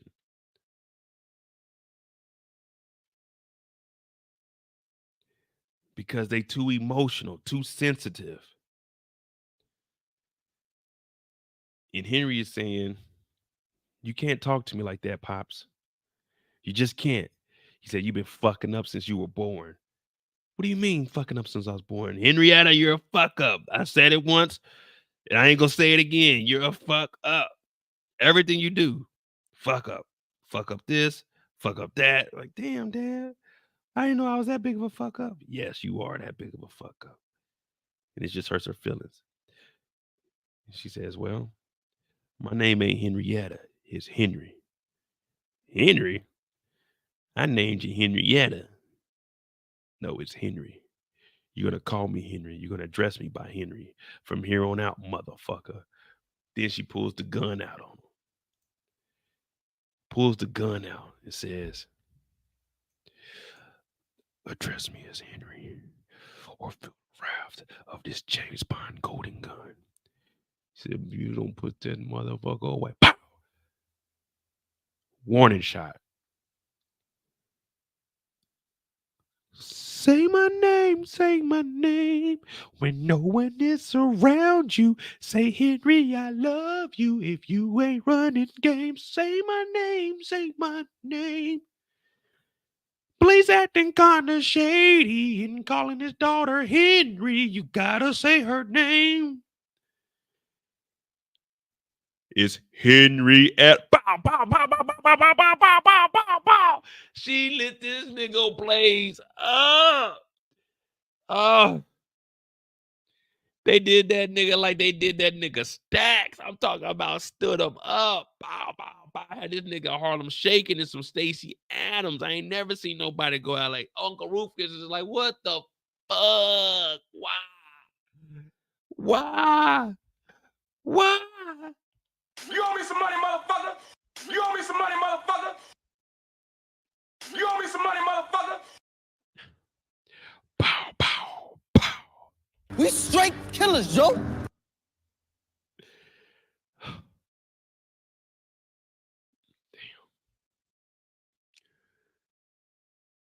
Damn. I mean, and they got it all on the recording too. She couldn't see this blue device sticking out this damn thing's mouth. Man, Henrietta, you were a mistake, man. Blaze was not lying, y'all. Nah, I gotta give it to Stacks. Pause.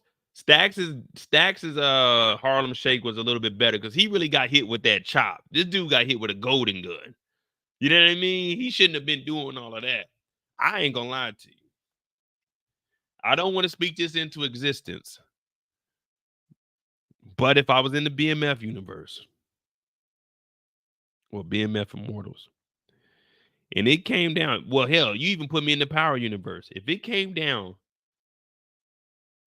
to me and my child, they have a gun pointed on me.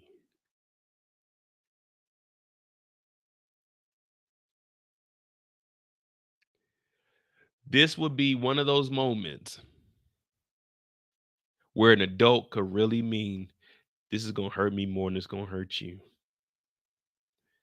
This is going to hurt me more than it's going to hurt you. You think Tariq would have pulled that stunt with me if I was James St. Patrick? Hell no. You think Henry would have pulled this stunt with me if I was Blaze? Hell no. As soon as that gun came out, you know what I would have done?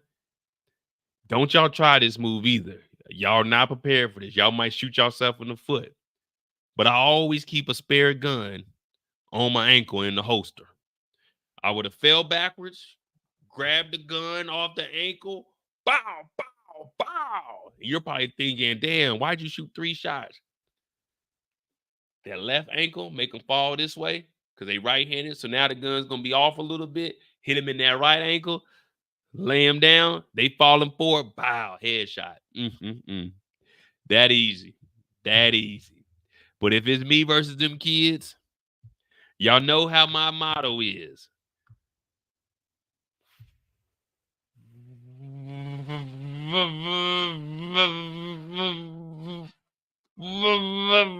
Fuck those kids, nigga. If it's me versus them, what? In the case of 5-month-old Jemiah, Julius, you are not the father. If it comes down to survival, me versus them, shit. Back in the day, I probably would have pulled a Neo. Dies that motherfucker. Shit, fuck that. So y'all mean to tell me if it was you versus your child, they had a Thule on them, you about to go out like a sucker? Be real. We talking about in this universe here, not in real life. You know, we don't incriminate her. We just talking about if you were in the universe and you got to write your story, it's you versus the kid. You going out like James and Blaze, or you going out like Mo?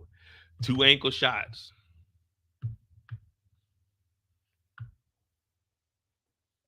Just saying.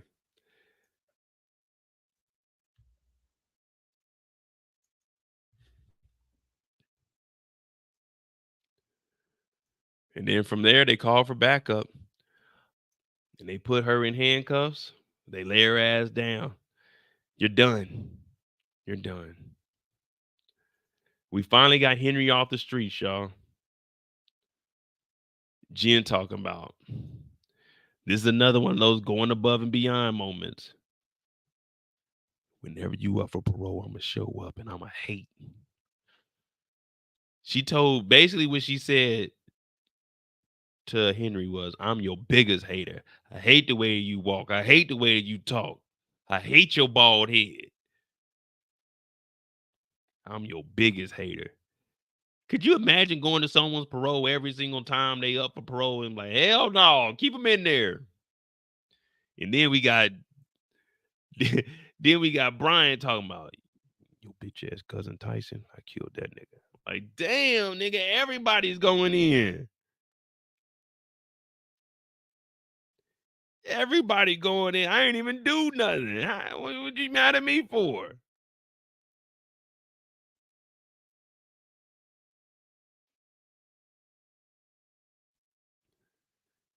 What you mad at me for?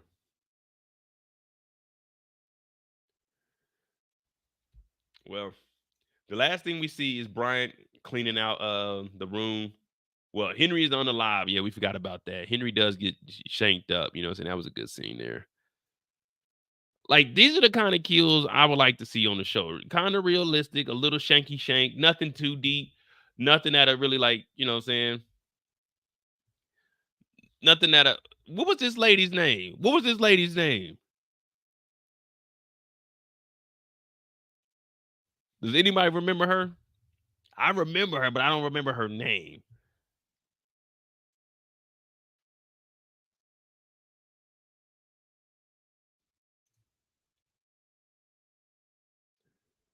Denise. Denise used to push that whip. Denise used to put that work in. Yeah. See, I didn't remember her name. I just remember she used to drive. And I know people, you remember? Y'all remember? Matter of fact, I do. I do, because it's only been like 3 or 4 people. There's only been 5 people max in the world, like in real life, that actually supported Charles. I remember when Denise first started working with them.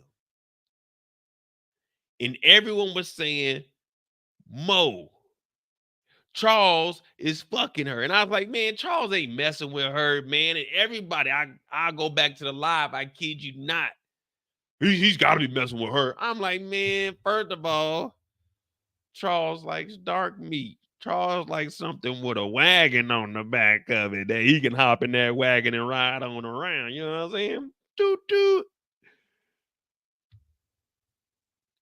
Denise is strung out now. Shit, she in jail. You gonna look different after you serve some jail time. She been in here for what, 2 seasons now? She got locked up. She had them bricks on her. At least she ain't tell though. Damn. So Terry put that hit in. Or do y'all think Charles put the, who y'all think Terry did or Charles did? Because this goes off of the symbolization of Terry moving in the shadows when Sterling told him, it's like, man, Meech can be the face of the organization, but you just move in shadows, no one will ever see you coming. So it worked out. And Sterling was right. Sterling was right, man. You ain't no killer. But they'll like, I just don't get it. They'll tell us we can't see Meech and Terry unalive anybody. But we see Meech push a man out of a window. And then we see Terry orchestrate a hit in prison. Like, you still get murder for orchestrating a hit, right? That's what RICO's consist of. That's what they're trying to get Young Thugger for. Like, he didn't actually do it, but he told people to do it. Like, I really don't get it. One moment they tell us this, then the next day, like, fuck it. Y'all don't remember we told y'all this, so we gonna do this. But then they were like, man, this nigga Moby watching and paying attention. I'm just calling them out a little bit, but I fuck with it. It is what it is. You know what I'm saying? We don't know who put the hit out. Maybe Charles did, but no, we can't incriminate Charles. Maybe Denise just said, you know what? Fuck it. I'm a fictional character. I did that shit on my own. Maybe Sterling said Denise do it. We don't know. We don't know. R.I.P. to Henry. What up, Kevy Kev? My dog Kev, y'all. My dog Kevy Kev. All right. They got to clean up the room. So we find out that Jen won't be next season. Jen is going to LA. Now, we do know that at some point, Terry does move to LA. He moves to California, at least.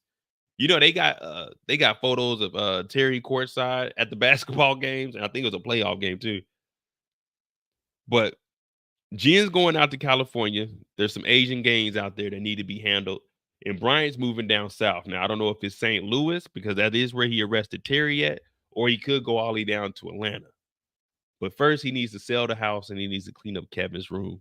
And as you can see, he's starting to embrace everything that Kevin had going on by wearing his different shirts, looking at his comic books, and just reminiscing on the good times and the bad times and the ugly times. I know I would have asked Jen just one more time, like, before you go, can I get a kiss? Good night. All she could do is tell you no, man. Never be afraid to ask. But no means no. But never be afraid to ask. I learned that early in life. The worst thing someone can do is tell you no. The second worst thing is they could tell you no and slap you. Hey, mom, can we rent a video game? No. All right, let me go ask my dad. Hey, dad, can we slap? Like, damn, I knew I shouldn't have asked this nigga, could we rent a video game? Knew damn well my grades, I had like all C's and D's, knowing damn well I can't rent no video game. But that's the end of their story, man. That's the end of their story. What y'all thinking, man? St. Louis or Atlanta? Where y'all think Brian's moving to?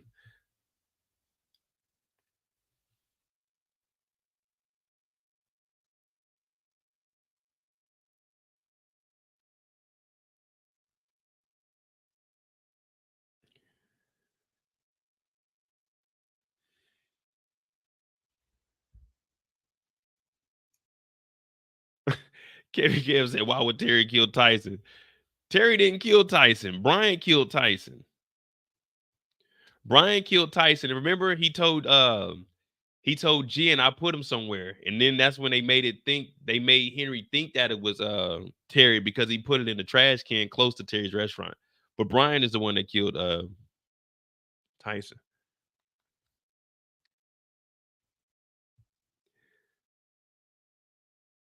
Hey, y'all all saying Atlanta. Hey,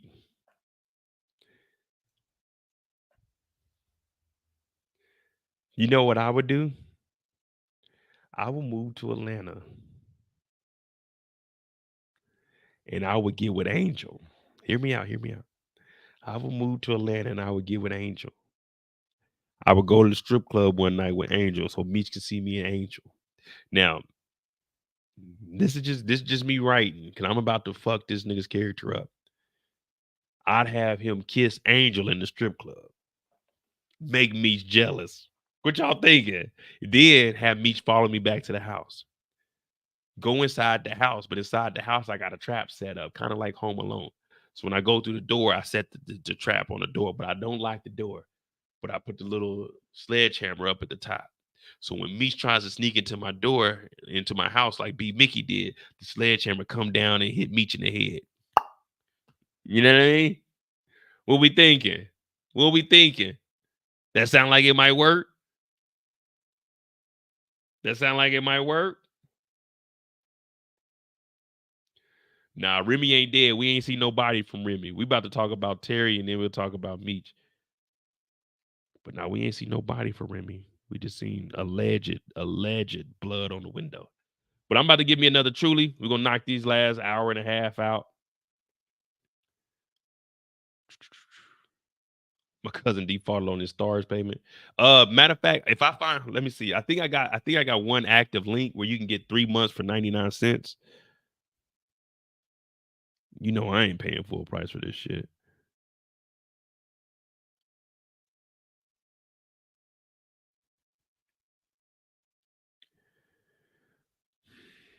All right. Hit that like button, hit that subscribe button. We got Meech and Terry left, and then we'll wrap up BMF, and then we can. I didn't even watch the shot yet. I probably won't watch it till tomorrow. But I'll be right back. Hit that like button, hit that subscribe button. Let me see how many likes we got anyway. I know y'all probably juicing your boy. Okay, we got 44. Y'all own it tonight. Okay. Y'all really want what's the name out of here? BMF out of here.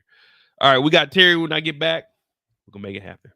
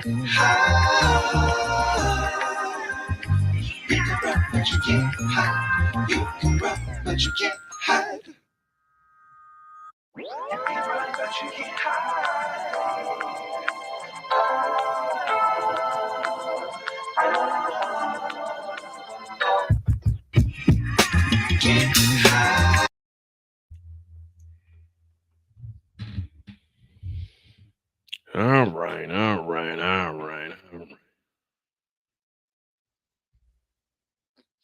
Yeah, Terry, Meech, probably about 30 minutes apiece.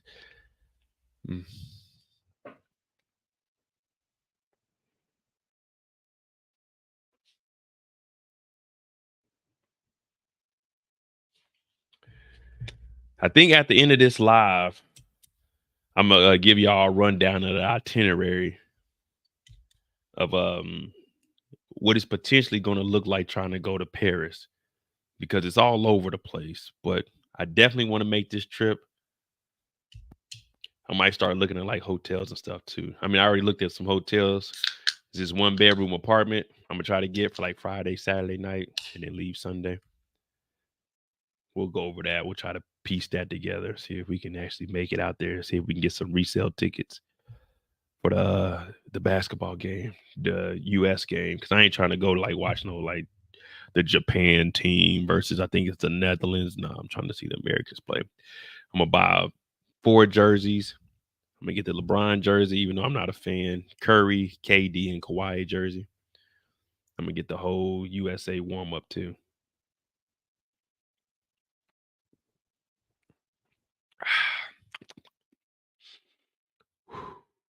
All right. Back to BMF. My name is Mo.J. This is On the Clock Fridays, where we talk about each individual character. We talk about where they went right, where they went wrong, and where they went left. Sometimes when we watch characters, I mean, we do have Monday mistakes where we go really in depth. We call them out on their bull. But sometimes we have characters that might not be as exciting as others, but they play a significant role. When you look at Meech compared to Terry, yeah, Meech is really out there. Meech is the wild one. Terry's more reserved, kind of trying to think things through. Not saying that Meech doesn't. It's just Meech is kind of like, when I think of Big Meech, I think of an older version of me. It's like, let's just get it done. Why hesitate? Sometimes Meech does go above and beyond. Me, not so much. Maybe in my heyday, but at this point in life, it's like, I'm kind of trying to chill. Now, when it comes to power, like, I'm about to be flooding the power universe because that's what I like talking about, power. That's what my show was built off of. So that I do work harder than anybody else when it comes to power. We're going to have like 10 videos a week. Yeah, it's going to be a lot. But yeah, I'm going to be out there, USA. I'm going to be solo, though, so I can't act too foolish because them niggas will whoop your ass over there. And I'll be damned if I get on here with a fucking closed eye. Like, what happened, man? I was repping the country.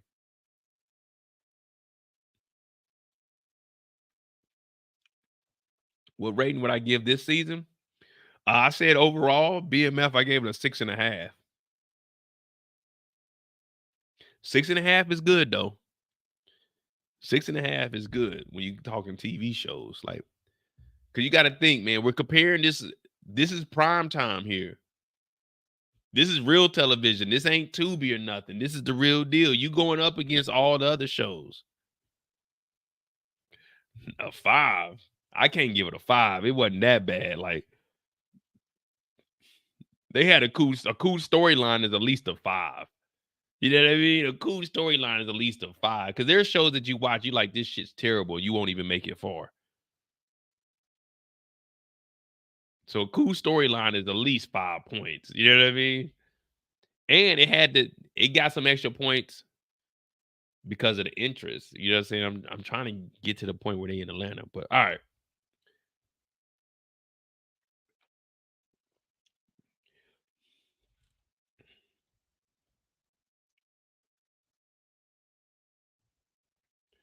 The first time we see Terry is him when they're younger. We see both of the brothers. They got a little bit of that yak in their hands. They got that yak in their hands. Now, they're trying to find another place, another location to actually hide these, you know what I'm saying? I got kidnapped. Yeah, I got kidnapped. Well, they're trying to find different places to hide this. Now, Meech is saying, I know the best hiding spots. Terry is saying, let's hide it at school in your locker. He's like, nigga, my locker. I ain't going back to school. I done dropped out. He's like, dropped out? He's like, hell yeah, man. These rocks right here are going to get us further than any high school diploma.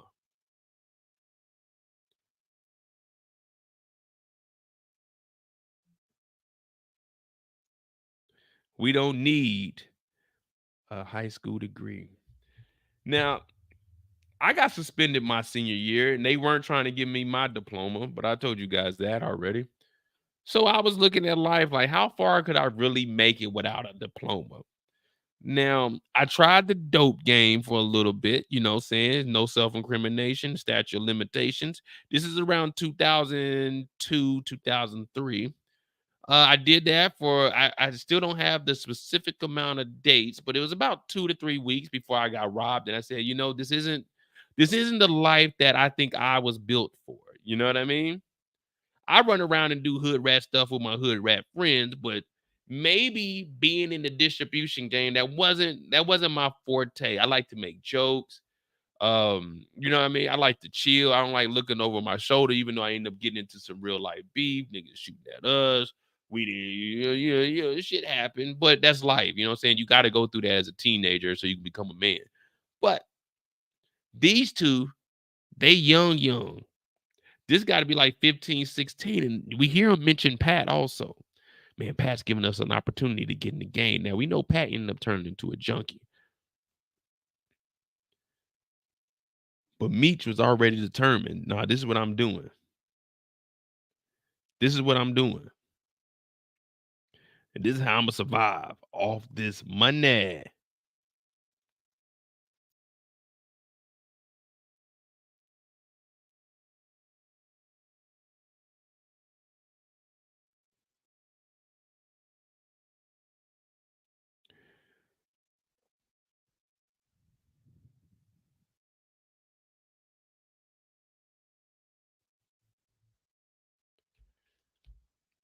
Well, we find out that Meech is talking about dropping out.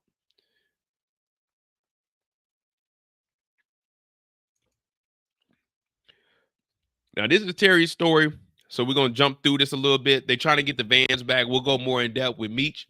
But while they're doing this, we find out that there's a phone call that goes down. And this phone call is because of Henry.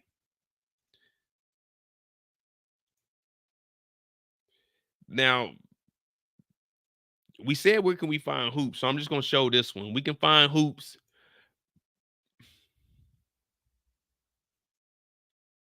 Oops, I'm giving away all the answers.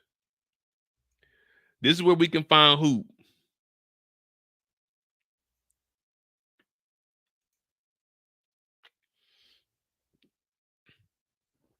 Right there. I'm trying to, hey, someone find me this nurse's name. We got to find her Instagram. Someone find me the nurse's name. We got to look her up real quick. I got to ask her a question or two because I'm trying to make sure that my heart rate is right where it needs to be. I don't want it to be too elevated while I'm doing these lives. But Hoop is in the hospital. So Terry had to get on the first thing smoking from the A to the D. Pause on all of that. And when they get there, Hoop is in there. Now, you know when people ain't really trying to do something. So Hoop is shot up. And Henry said that Terry is next. Now, if I heard that, I probably would have went back down to Atlanta. Mo, they after you next. Like, damn, they trying to get me next? Hell yeah, they are. Oh, well, let me get up out of here. So Hoop is in the bed. He talking about, y'all need to get that bitch. That bitch shot me. But she couldn't kill a real one. Now they say, hey, whoa. Did y'all peep this? Look at this. What's wrong with this scene here?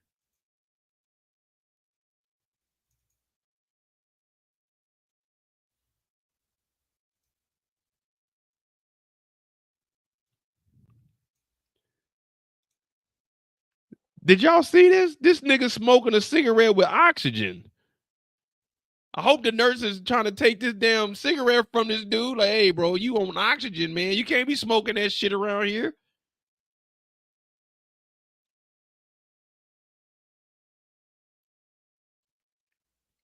Nah, the younger Meech and Terry, they're brothers in real life. They are twins.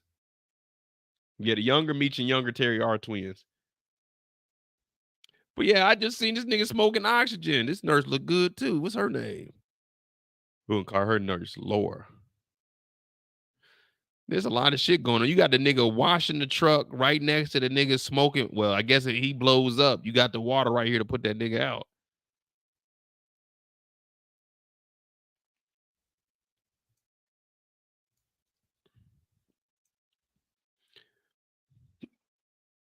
But anyway, Sterling's telling Terry, man, you ain't no killer, man. We need to go get Henry, but you can't do it, bro.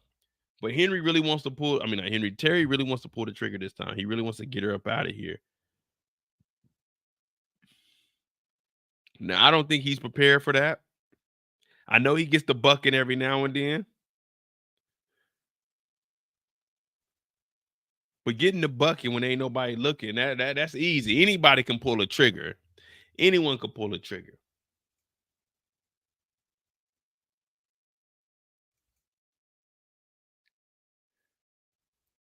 Now, Terry, he's like, all right, listen, I got a plan because I do want to be the one to pull this trigger on Henry. So he calls up her old suppliers. Now they're sitting down with him. He's like, listen, I have a proposition for you. Now, this can go one or two ways. It can either A, go the way that I want it to go, and I continue to be your supplier, or B, you guys can decline this offer, but I cut your supply off and it's over with for you because we will put a stranglehold on you and the market. Now, the Carter in there's thinking, okay, what you want us to do? He said, listen, don't write this down either. I want you to go to Henry. Tell Henry you said, man, fuck that nigga Terry, because he a bitch ass, in all due respect, nigga. Henry's going to hear that and she's going to think you guys are flipping back over. Now, once you flip over, you give her a time and a place to meet up to get a new drop and some new work from her. And once you get that drop, you let me know where it is and I'll go and set up and bang, bang, bang, we will take her down. Now, at this point, they really have no other option. It's either do this and get rid of Henry or don't do it and lose your supply. Now, we all know when it comes to making money, when it comes to clocking dollars, the most important thing is to make that dollar.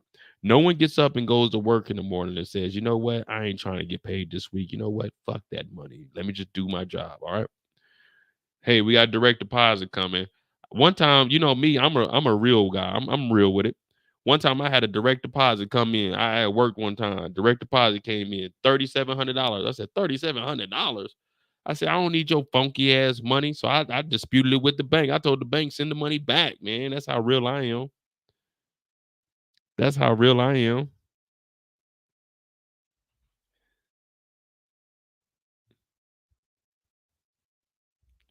But they agree with it. Nah, I can't send that to you. I got too much integrity, man. You didn't deserve that money, Eric. So I can't send you that money, man.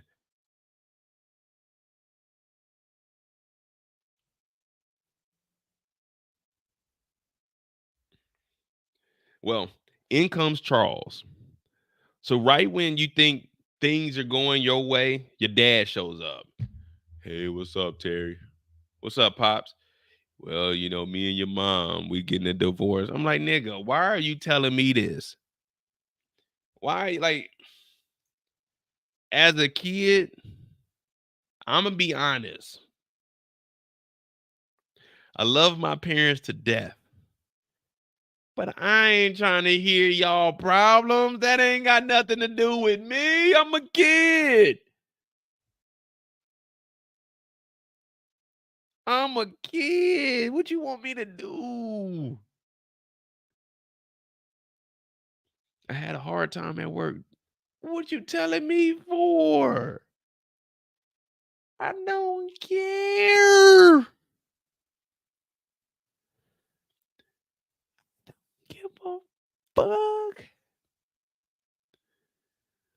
My mom in Virginia right now. Well, not right now, but my mom, when they go to Virginia, I told you where my family from, they from the country. We got some land out there. So we all got like parts of the land. People got different houses like on different parts of the land. But my mom sent me a video the last time she was down there. And they were aerating my uncle's yard. And she was sitting on the porch watching them in a tractor talking about this is my excitement for the day. She sent me the video. I had to text my mama back and say, hey, I don't want to see that. I don't send me that. I don't care.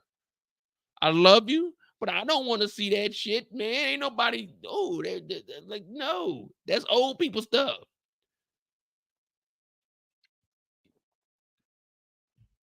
That's old people stuff.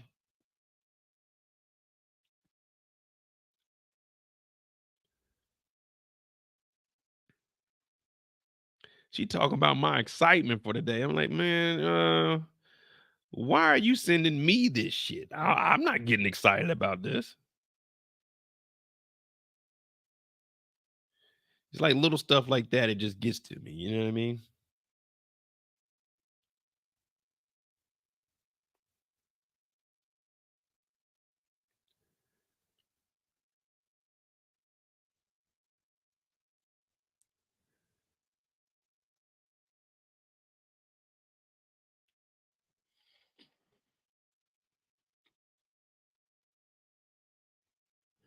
So this is all of our land out there in Virginia. So this is on the other end of the property on my uncle's side. My land's on the back side. The land that I own, I got 3 acres on the other side of this. But this is she sent me talking about this is her fun for the day.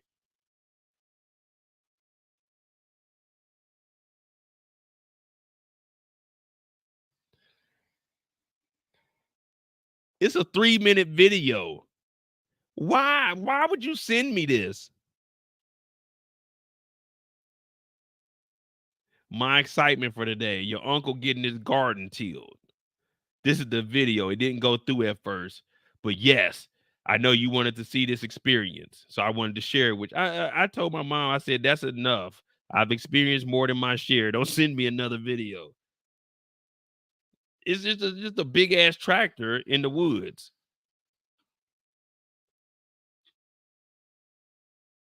It's just a big ass tractor, and she just sat out there and watched and sent me a video of it. I'm like, man, I don't want to see this.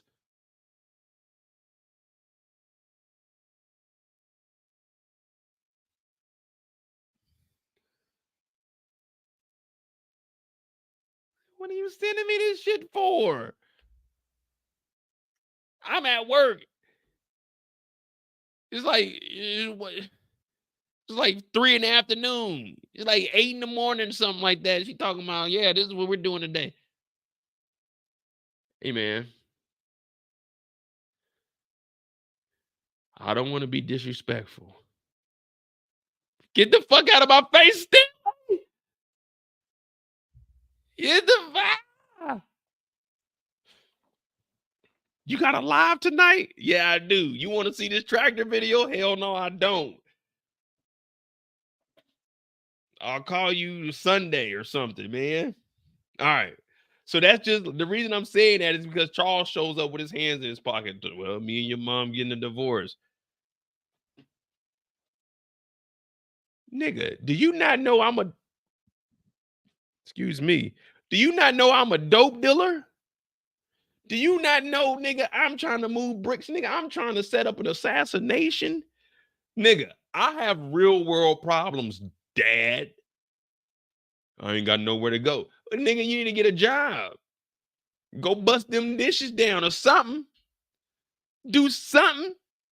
You walking around with your hand. Look at Charles, hands in his pocket, talking about, well, you know, we getting a divorce. I don't know if you know or not. I don't know if you talk to Meech, but nigga, I got a half a ton of dope, nigga. I don't have time to be worried about you and Lucille. Do you not know what I'm going through every day? Wanda's breathing down my neck every day. Marquisha's running the electricity up in the mansion. I can't even get no cookie from either one of them. You worried about Lucille divorcing you? Nigga, the house is paid for. Split that motherfucker going about your life, Dad, but I got to move these bricks. I'm trying to get Henry the fuck up out of here, man. I don't know if you know or not, but Henry is trying to get everything we love. And I love you, Dad, and you need to get a job.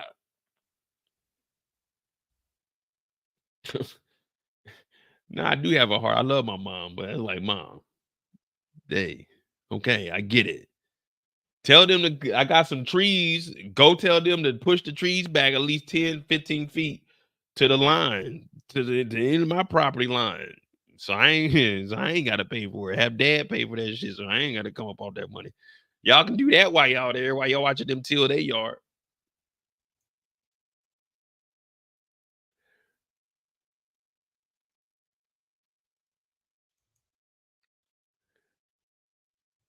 All right. So after this, he's trying to set it up. He's just waiting for the Calderins to actually set up Henry and get us a time and a date and a place.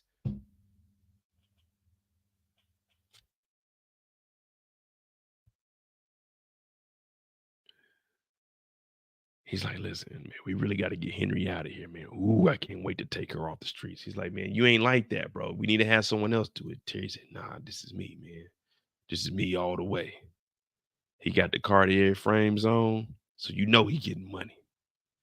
You know they getting money. Now they just sitting around and they waiting. So it really wasn't much for Terry in this episode. Because after this, they sit around and they wait and they wait. They wait and they wait. But this is where we find out that he's moving in silence, in the shadows, because Henry ends up getting arrested.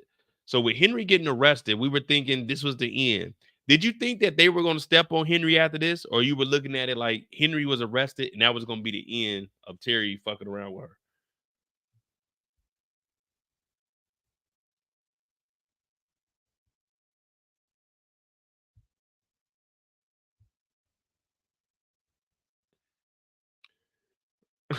Kev said Terry Charles wants to be Terry's lieutenant. Hell no. Man, you better off waiting for Hoop to get out of the hospital, bro. Man, putting Charles in charge of anything, don't nobody respect him.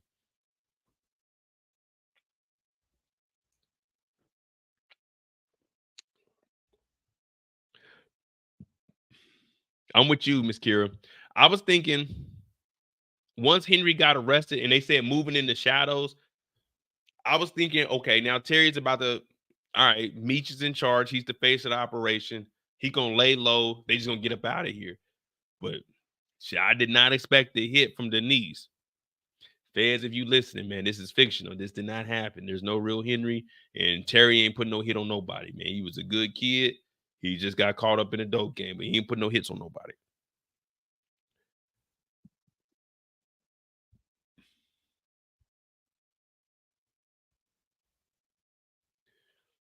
But being behind the scenes is actually pretty good. It's pretty. Oh, speaking of that, y'all want me to go back to doing the recaps on screen, or y'all fine with me doing like the recaps not on screen?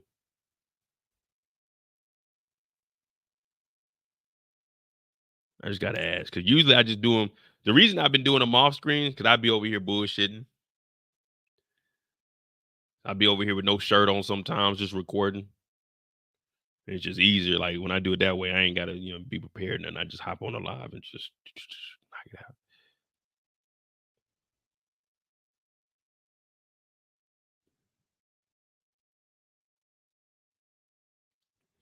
out. Oh shoot, hold on.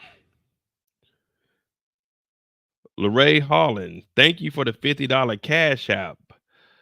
Thank you, thank you, thank you. You know what we about to do. Hey, thank you for that. I definitely appreciate that. Said yeet. Can you log in the Cash App on the computer? I see people seeing the Cash Apps on the screen so they can read them off. Because I don't see them until I look down at like my phone. I'm behind on everything. I don't even know how to log into Discord on the computer. Nah, I don't be sitting around in my drawers because outside of my house, the people that live next door. So I have a courtyard. So when you leave my studio, because this room isn't connected to my house. This is a mother-in-law suite. So this is his own thing. So I got like a little kitchen over here. He's got his own bathroom. But when I leave my studio, it's like a little courtyard, but it's a patio. And you can go upstairs to my living room or you can go to the front door. But I can't just walk over here in the drawers because the people next door upstairs, they're upstairs can look down into my courtyard. So I can't just come over here and draws. Plus, man, the weather be cold. I might get up, it be raining. Man, hell no, I'll be down. I'm trying to get over there. I fall, bust my ass, fall down the stairs, and then fall down into the garage. Hell no.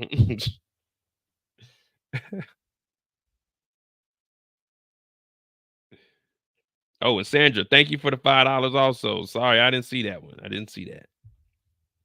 Okay, cool. I love y'all, man. I love y'all.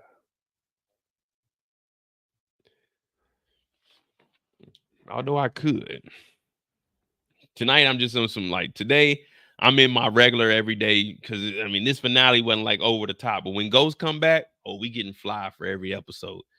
But Terry's moving in shadows, and then the hit on Henry happens. And after that, we end up in Mexico. That's pretty much it. Terry goes to Atlanta. He's flying. Oh, no, we forgot with the Wanda. So the whole episode, he's been trying to get in touch with Markeisha. Be honest. Say you was in a situation like Terry and it came to Markeisha, she wasn't answering your phone calls after you sent her back from Miami. Do you go to the house? I know what the answer is. Would you guys say go to the house, or are you saying that's You think that's kind of weird? I mean, because it is his house. She's living there and she ain't answering his calls while she's living in his house. Do you go to the house when you go back to Detroit?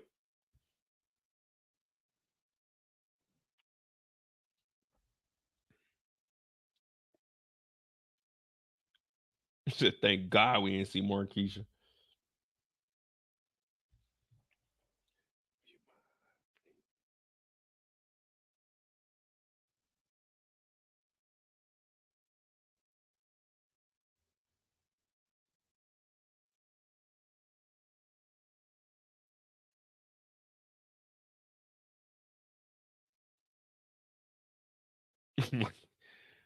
Oh, I forgot all about Vince. I was thinking, who the hell is Vince? Fucking police officer. That weird guy. Yeah, we ain't seen him in a while.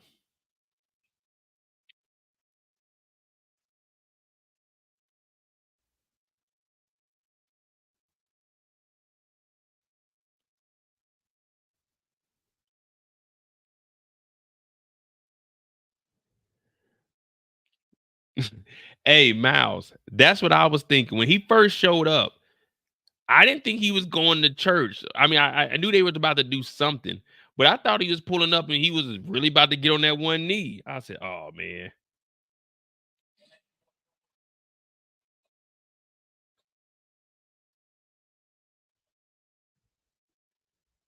Now, that right there, fellas, if you ain't never seen one in your life, fellas, this right here is a queen.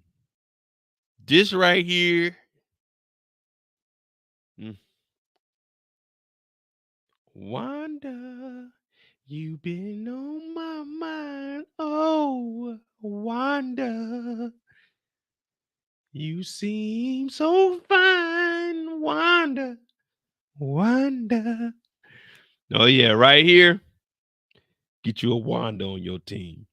Now, Wanda, she talk about it's the 90s.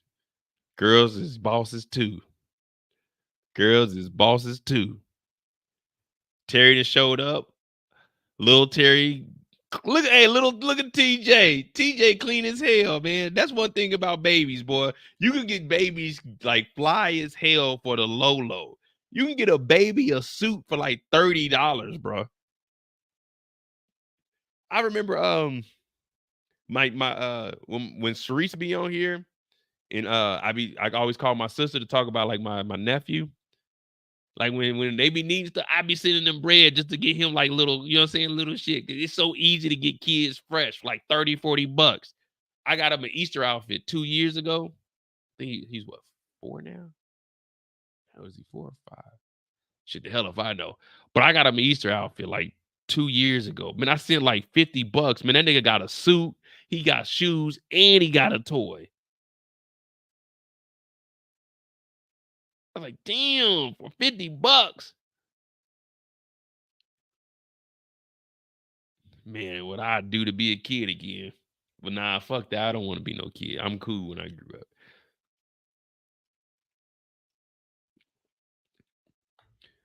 Who knows martial arts? Wanda? Man, I ain't seen Sydney do no martial arts on her Instagram. Now that is one person I follow.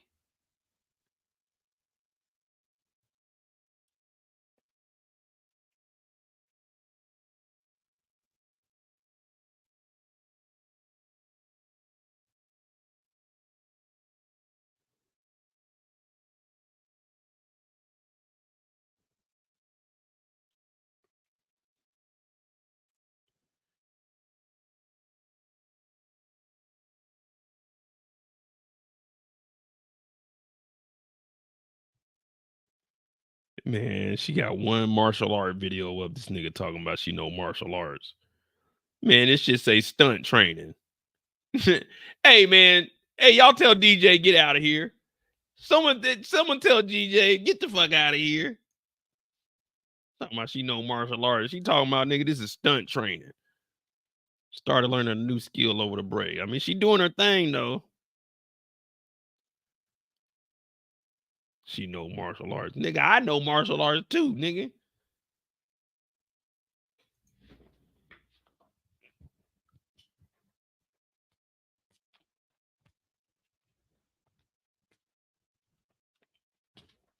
Nigga, I know martial arts too, nigga. Shit.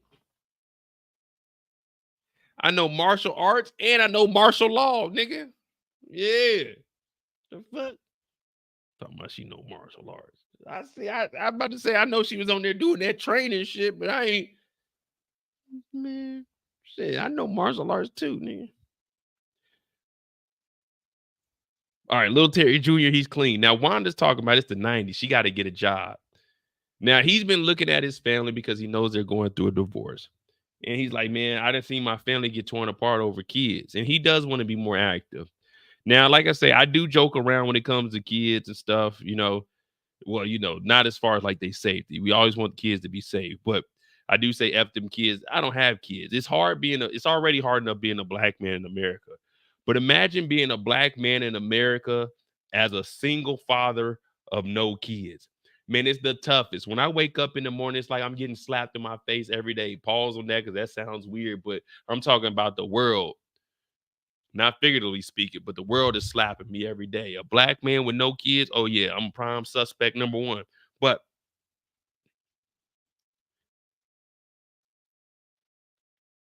now I used to take karate when I was younger, though. I did karate, I did jujitsu for 2 years, I did karate for 3, but then I stopped. And I always used to stop stuff. Like I said, I played the trumpet. I played the trumpet for 3 years. I was in the choir for 3 years. Played football. I quit. Got a partial scholarship. And I just stopped going because I was like, man, I ain't gonna be able to pay for school. I've done a lot of shit in life, man. It's just, I wasn't never really that determined to stick to it. But now Terry is. And I told y'all connect the dots. Just give me a second. Well, Terry's committed to stepping up for his family. And you hear her crack a joke about him messing with Markeisha, but since Markeisha ain't answering, you got to do what you got to do. You got to always be able to fall back on your, you know what I'm saying, your loved one. You know what I mean? They always say, there's always that, what I should say, I can't even remember. There's always something special. You were my boo. It started when we were younger. You were mine. My boo.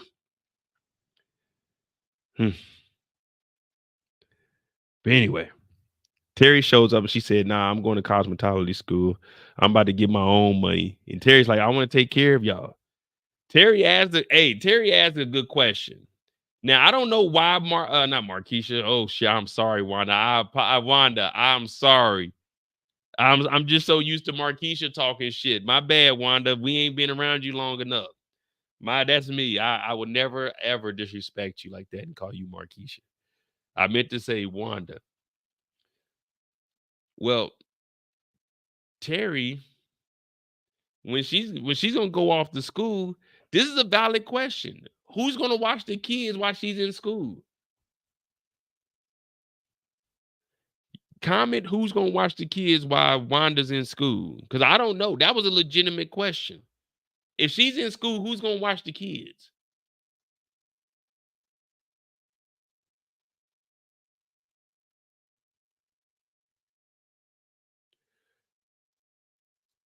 If Wanda goes to school, who's gonna watch the kids?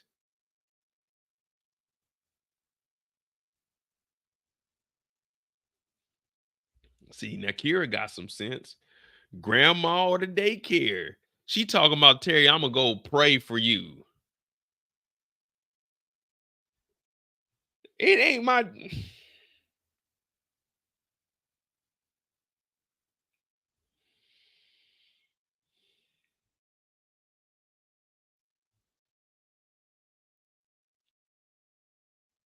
I'm just gonna throw this out there.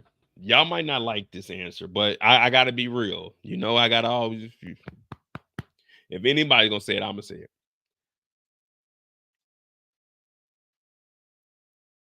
it. With all due respect, Wanda. See, what I would do is I go over to Wanda. I put my hands on her hip. If I'm Terry, not me because I ain't with her. But I go over to Wanda, put my hands on her hip and pull her close, kiss her on her forehead, and then this is what I'll whisper in Wanda's ear. I can't watch the kids. Terry, why can't you watch the kids? I'm a hustler, baby. I just want you to know it ain't where I've been, but where I'm about to go. Top of the world. Now, I just want to love you and see who I am. But with all this cash, you forget your man. Now give it to me. Oh, yeah. I'm telling her, I'm not watching the kids. I'm a dope dealer. I'm a dope dealer. Oh, we got to bring it back. It's been a while. Wanda, you know I can't watch the kids. You know what I be doing out here. We got to get it. I got body. What you talking about, Terry? I'm going to pray for you. I got body. You need to be watching these kids, Terry. I got body. I need to get a job, Terry. I got body. It's the 90s, Terry. Equal opportunity, Terry. I got body. I don't want to put our baby in daycare. You should have time to take care of little Terry Jr. I got body. That's every response. If you in the dope game, dog, these niggas is ranking in millions. Just think about it. Let's say you were bringing in $20,000 a day. Let's say that Mo is the biggest dope dealer ever. Well, not ever, but just on a nice, decent scale. Roughly 20, 30, 600K a month. Let's just say I'm bringing in 600K a month. And my baby mama talking about, can you run to the grocery store to get some milk? I got body.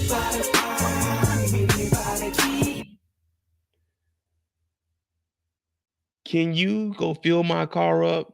Because I don't feel like moving. I'm pregnant. I got body.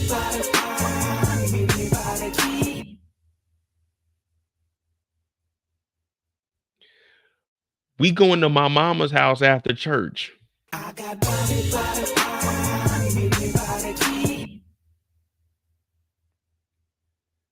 My co-workers are having a get together. I got body.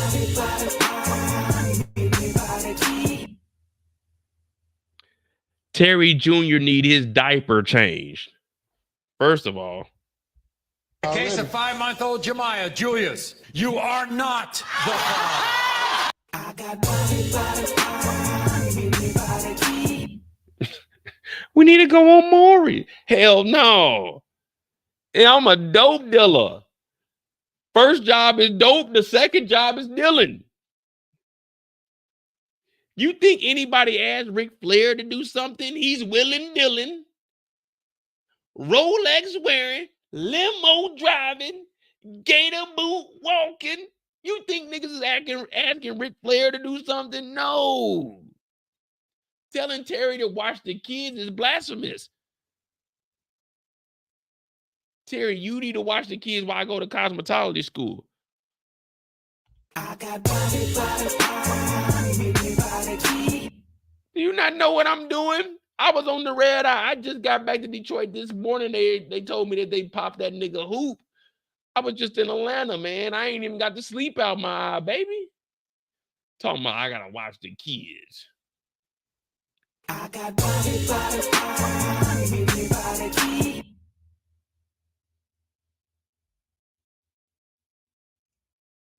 Oh no, your first job is not being a parent. According to the Bible, your first job is making sure that you are all right. When you're on a plane, when you get on a plane, they tell you, in case of an emergency, put the oxygen on yourself first. Then put the oxygen on your child. Being a parent comes second to being a human. It sucks, but that's the way it is. If you don't take care of yourself, you are not able to take care of anyone else. It's unfortunate, but that's just the way the law of the land is. They don't say in the case of an emergency, in case oxygen comes from the ceiling, make sure the kid is straight. They say, fuck those kids, make sure you're safe. And then if you have time, Put it on the kids. Put it on the kids. Right? Ain't that what they say? I ain't never heard them. This is your captain speaking. We're gonna go to 45,000 feet altitude, and we got winds coming out of southwest. We got a little bit of tailwind today, so we should be getting there about 3 hours earlier because I'm gonna push it to the limit. Today we're gonna probably be having a movie. The movie of the day will be Players Club. We will have drinks on tap. If you have a credit card that you can tap, we will be taking card payments. Also, just real quick to all the people with kids, in case of an emergency, hey, you an exit, I'll wake your ass up. In case of an emergency, we need oxygen now. Oxygen will fall from the ceiling. The bags may not inflate, but oxygen will be continuously running. Make sure you put your mask on yourself first.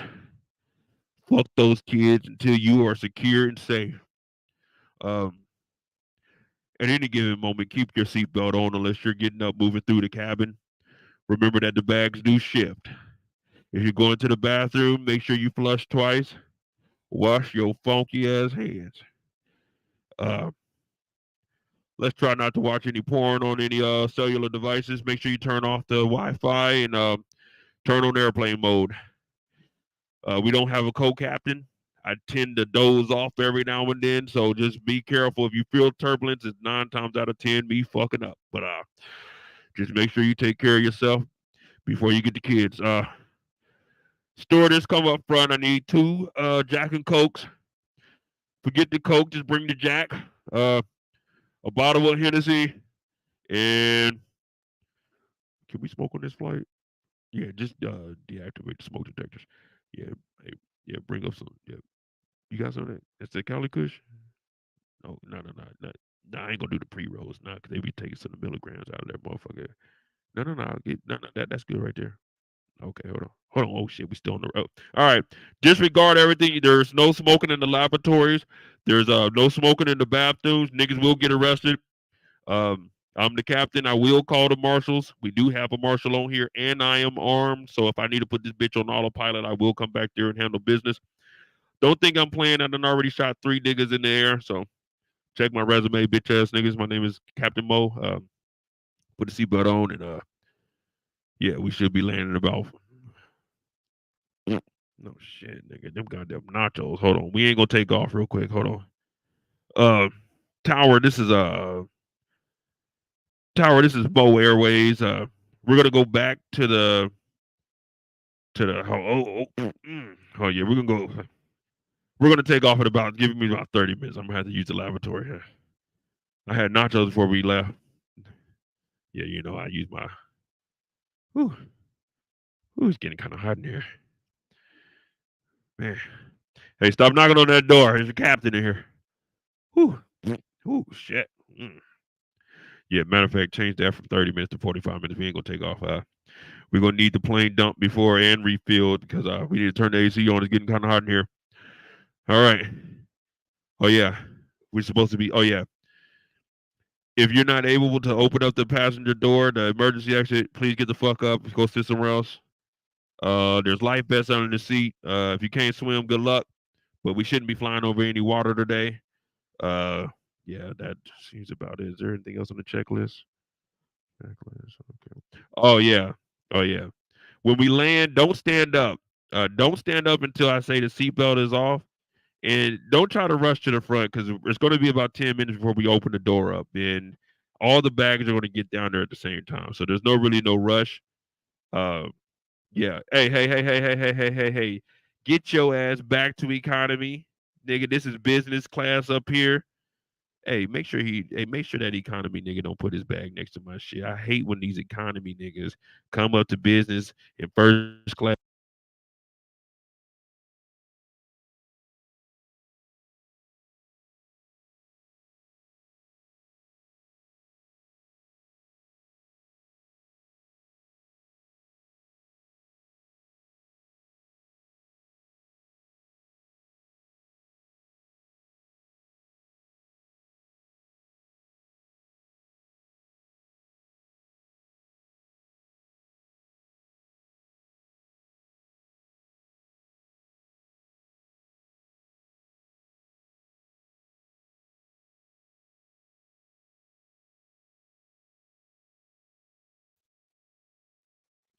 Damn.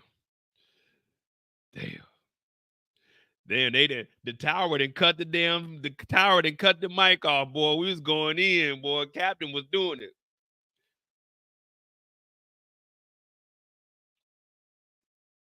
Spirit. Nah, nigga. We was on Emirates. We was on the Emirates flight. Y'all don't even know it. All right. I don't even know what we was talking. I don't even know how we got. Oh, yeah. Mr. Captain, one more time before we get the fuck up out of here. Remember, take care of yourself first. Fuck them kids.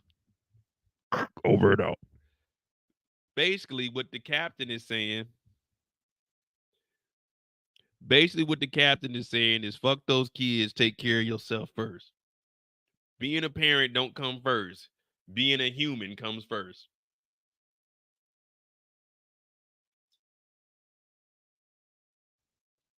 All right, where we at?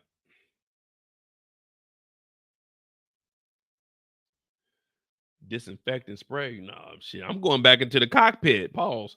All right, here we go. Terry and all we say all that to say that, man. Man, we ain't watching them kids, bro. All right, here we go. They go to church. Terry goes down to Atlanta. So Terry goes to Atlanta. Wait, Terry's in Detroit. Oh, he goes to Hoops. He goes to get Hoop first. Did anyone find me this nurse's name right here? Did anyone find the nurse's name? I might have to look her up myself. Y'all ain't on y'all job, man. Y'all are not on. And little did we know we was. Y'all ain't on y'all job. It's kind of frustrating me, man. I just did all the captain shit. Well, Hoop is finally recovering. The nurse, she looking good. Everyone's looking at her like, damn, okay, she do look good. She do look good. I ain't gonna lie to you. He gets calamari, man. I don't eat. I had calamari one time. It's a little bit too rich for my gut. You know what I mean?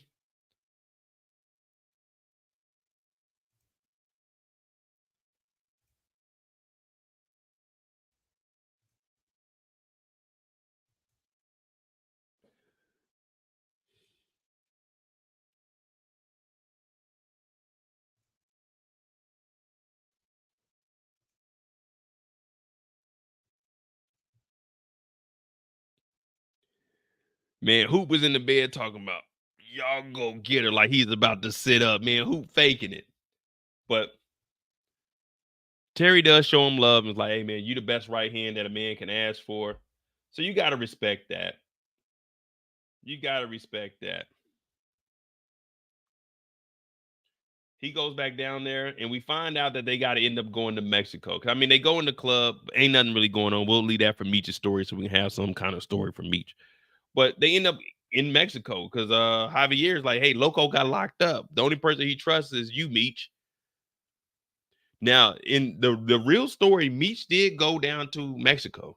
Now, I don't know if they had to go down there to get the plug out of jail, but they do go down here. Now, how do they end up in the middle of nowhere? I'm not for sure. They making it seem like they just walked across the border.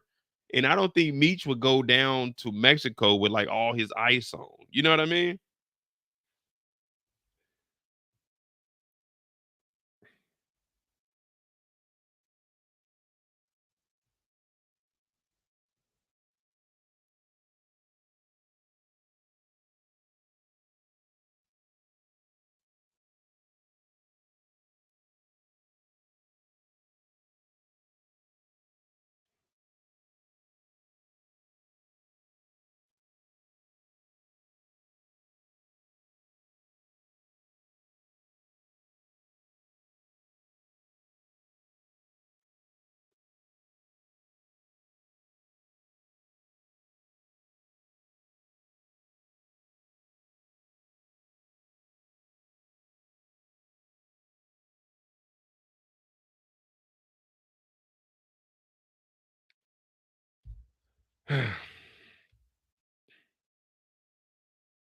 Well, they crossed the border. I mean, that's pretty much the end of the story, man. They walking off into the sunset. So we got a whole year before we figure out what the fuck actually goes down.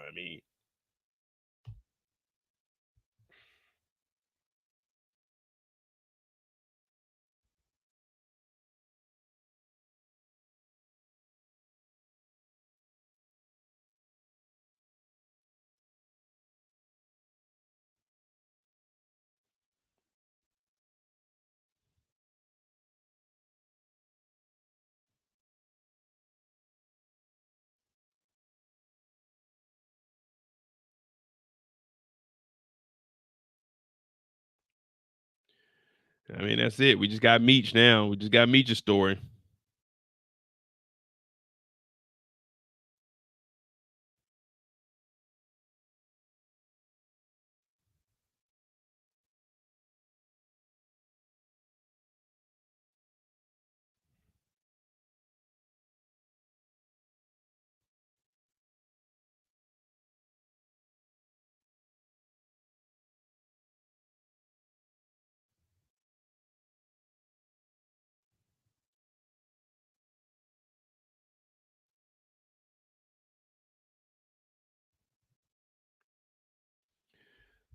Oh man.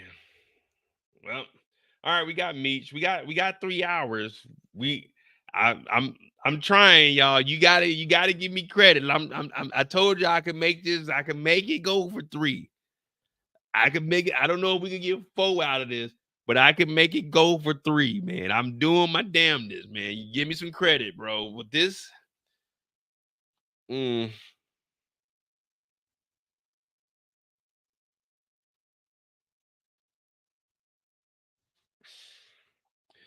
I'm trying, y'all. I'm trying. Yeah, like, I'm trying, bro.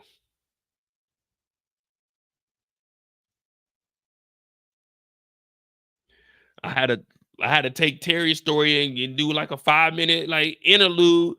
You know what I'm saying? As a pilot, I'm trying. I'm trying, y'all. I'm trying, man. Y'all got to give me credit, bro.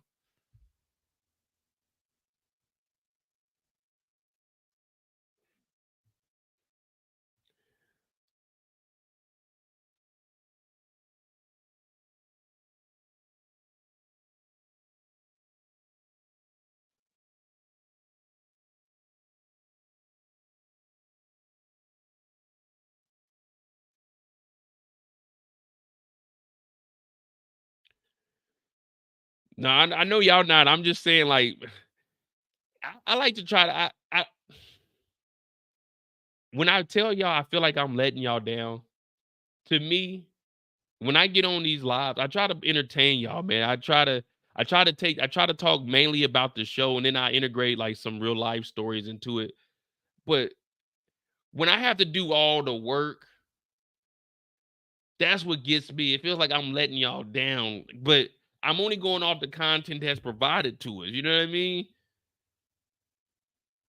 And that's that to me. It's like, man, if I subscribe to somebody, it's like, okay, I want to be entertained the whole time. So it's like, man, god damn. When I get off here, I'm gonna be in the corner shadow boxing with myself, be whooping my own ass. Like, damn, nigga, you let them down, man. They thinking you weak, man. Oh, they didn't unsubscribe. They didn't subscribe to somebody else because they said my shit was weak.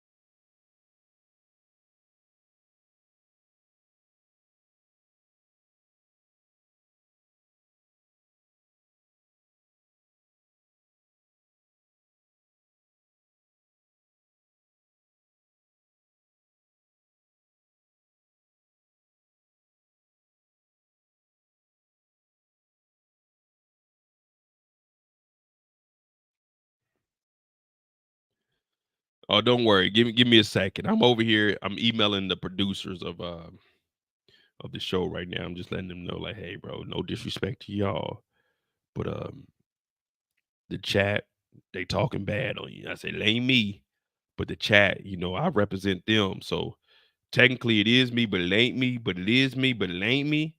And I just want to let y'all know that they telling me that y'all may have dropped the ball. But I'm trying to tell y'all didn't really drop the ball, but y'all did. But it is a flag on the play. It does need to be. That's all I'm trying to tell them. That's it. All right. We got Meech's story. We had 3 hours. Hit that like button. Hit that subscribe button. Let me see where we at.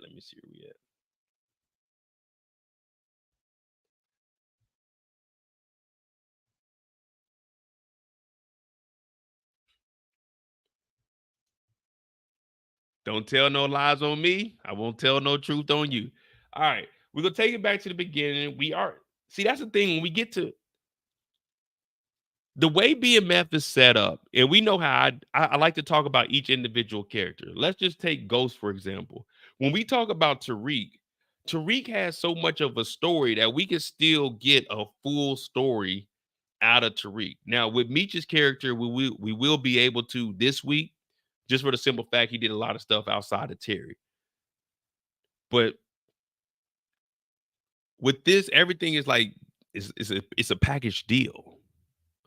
So it's kind of tough to break stuff down because you won't fully know what their story is because it's pertaining to everyone else in the story. As far as like you got Ghost, you have Kane to have a story. Kane with Monet, Kane with Effie, Kane with Tariq, Kane with Braden.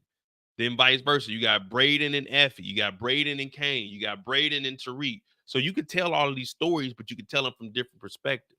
It's just we're not getting enough perspectives in this show because it's really just the main one. We got Sterling, we got Hoop, but they're so minute, we don't really get to expand on what they got going on. You know what I mean? And when we do get villains, let's per se Henry. Everything that Henry did in this episode, it was connected to Detective Jen or her father Blaze. So it's like we got to run all of them concurrently.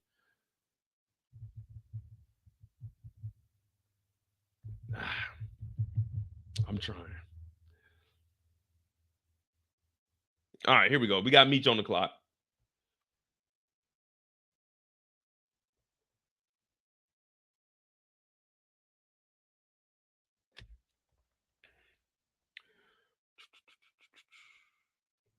Take it back to the beginning.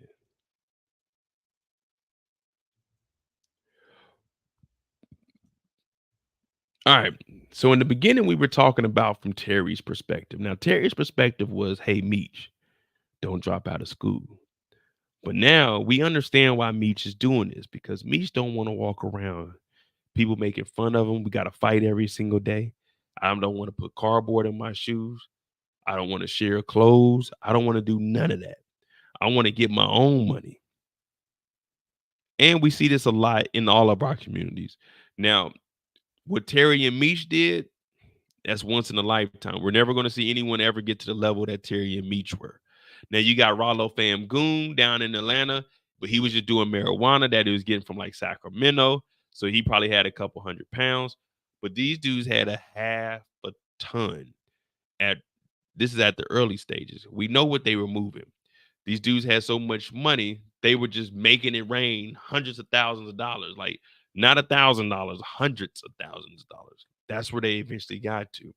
Now, this story, and I have this from a very, very reliable source. BMF, this whole series isn't covering a specific time. BMF, and this is coming from the horse's mouth. So this is one thing that I won't bullshit you guys on. BMF is not a specific date. What they're showing in all of these seasons is how BMF was surviving in the times to get where they're at. So yeah, it may be something from 93, but is in conjunction with like 91, 92. All of this is just showing what was going on at that time. So yeah, the times might be off. And we do our little fact check, and that's just us as fans. But what they're showing is how Meech and Terry actually survived getting through this. And what we're seeing here is a glimpse on the past, kind of like a prequel of how they actually got in the game. Just like we got James and Tommy's origin story about to start. We got the Rays and Kanan. This is showing them when they were working for Pat. Pat gave them that opportunity. So for Meech, this was an opportunity. And you have to look at the living conditions that they were in for Meech to actually say, you know what? Fuck it. I'm in over my, well, I won't say I'm in over my head. I'm in the game and I'm trying to pursue this because I know with this money, I can literally change our lives. I'll be able to make more money than I would with this diploma, and it is fast cash. So if Pat is putting us on, let's go ahead and seize that opportunity. So that's why we hear Meech is going to drop out. And Terry, we knew Terry was one of the smartest kids in school before he eventually, I don't even know if he stopped going or not. But Meech, he's done. Yeah, cardboard. So when you got the sole at the your sole starts falling off the bottom, you put the cardboard in there. Or if you wear your shoes too much, I don't know if y'all probably didn't grow up like that. Like I said, we used to only get 2 pair of shoes per school year. We would get 1 pair of shoes in August. The weekend, what weekend is it that is tax free? What is the back to school weekend where it's clothes are tax free? Whatever weekend is, like the last weekend of August before Labor Day or something like that, we would get 1 pair of shoes for school, and then for Christmas we would get our second pair of shoes. Now your second pair of shoes were your athletic shoes. So if you played a sport, you get basketball shoes. You get cleats, but my dad knew a guy. It was a sports store called Jerry's Sporting Goods in Grandview. When we used to live in Kansas City, my dad was cool with Jerry, so we'd go over there. We get our football cleats for the season. But football cleats were different because you needed cleats. So you spend like 40, $50 back then on a pair of Nike cleats, you all right. But we'll get 1 pair of shoes before school started, and then you get your second pair at Christmas for basketball season. And then after basketball season, you could turn those into your everyday shoes. But if you ain't never wore shoes long enough that on the inside, like your big toe, there's an indent where your feet are, then you had a good life. Like you were living lower middle class. Well, I won't say lower middle class, but you were living middle class. We probably was living like lower middle. We probably could have been middle if it wasn't so many of us, but it was so many of us. We had, the money had to be divided. You know what I'm saying? The money split different when there's a lot of you niggas.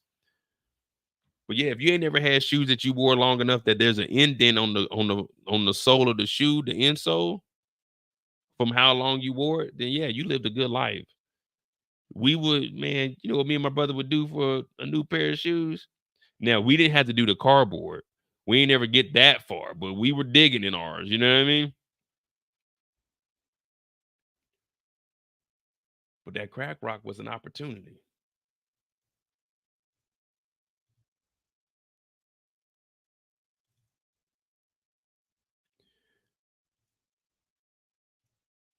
Now, I said the second question was my office hours, my Monday office hours are, because ain't no one get any of these answers correct.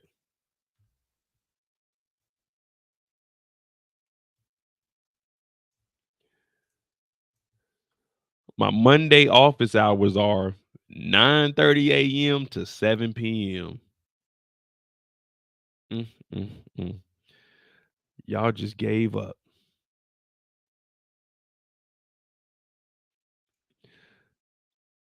See, DJ know what I'm talking about. Used to go to Jerry's Sporting Goods, and then they end up moving to like Lee Summit or something.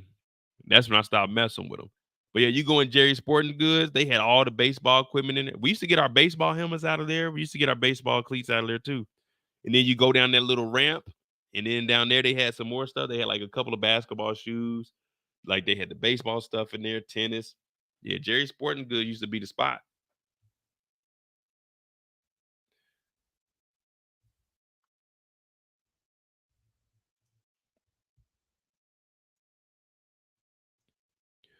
Well, over at the damn impound, Remy Ransom's over here and he's paying the cops. And he's paying the cops so he can get access to the vans because it turns out he's the one they called the Red Dogs. Now, while they over here, you see he drinking at the Varsity. The Varsity is where Little Dirk and what's the boy name? R.I.P. to the brother. King Vine. That's where they were allegedly shooting at somebody. Where they said it was King Vine. Dirk, I think that nigga Dirk told on Vine. But the Varsity is like in downtown Atlanta. Go over there. They got some cool shit. It's always busy. But Remy and them, they get the car. They get all the vans. And now Meech and them are pulling up and they trying to get the vans back. And they're like, God damn it. We got to get these vans. And Remy's flipping them off because he don't give a fuck about the law. He don't give a fuck about authority. He don't care about nothing. He driving off and Meech and them like, man, fuck, how they get this? And we hear Tina say, man, they probably got people on the payroll.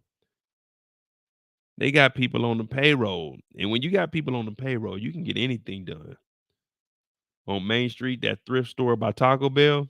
Hey, hey, hey, DJ, ask Hoodie about his brother. Ask Hoodie about ask him about his brother. Did he think that across the bridge was downtown? Ask Hoodie about that. He ain't gonna do nothing but laugh.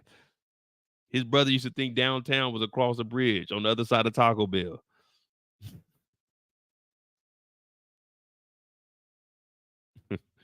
Goofy nigga.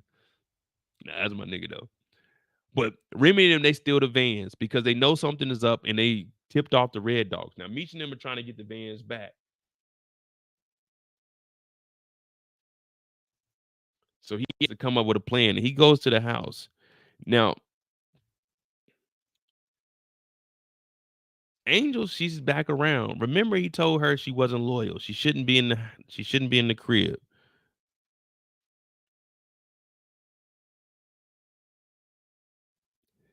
Okay, so this is Metro Atlanta here.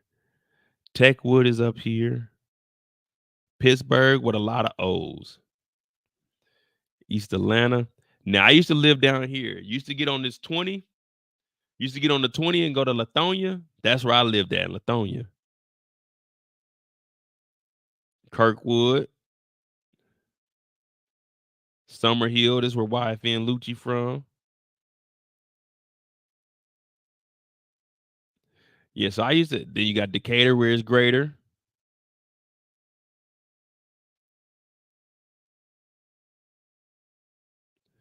I ain't gonna lie, I miss living down here. But anyway, Meech is at the house and he's trying to plan how he's gonna take over. What's the next move? Now we hear Angel say, well, Remy ain't gonna let you take over. And he's thinking just like me, man, fuck that nigga Remy, man. Remy ain't nobody. And she's talking about, hey, let's get away. Let's get a room on the other side of town. Hey, baby, I was thinking of you, thinking of you.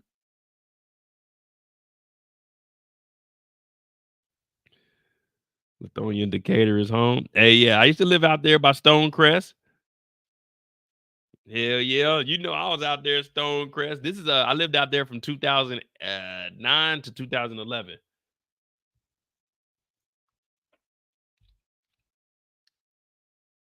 So Meech is looking at the map, and Angel's talking about, hey, let's get away. Let's just run away. But he's like, man, no, I'm not running away.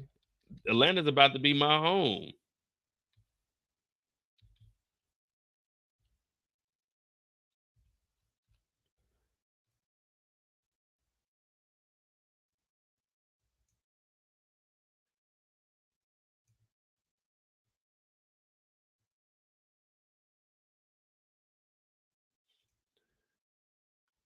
Hey, what up, Jay Hoodie? We was talking about Jerry Sporting Good. You remember your brother used to think downtown was across the bridge on the other side of on the other side of Taco Bell? So this is where I used to live at when I was down in Georgia. So you got the Stonecrest Mall. They got a Chick-fil-A over here now. So you got the Stonecrest Mall. You get off on this exit, Turner Hill. You go down Turner Hill. You go up in the woods. Y'all remember I was telling y'all about that CVS? Where is it at? Then they used to have a CVS over on the corner.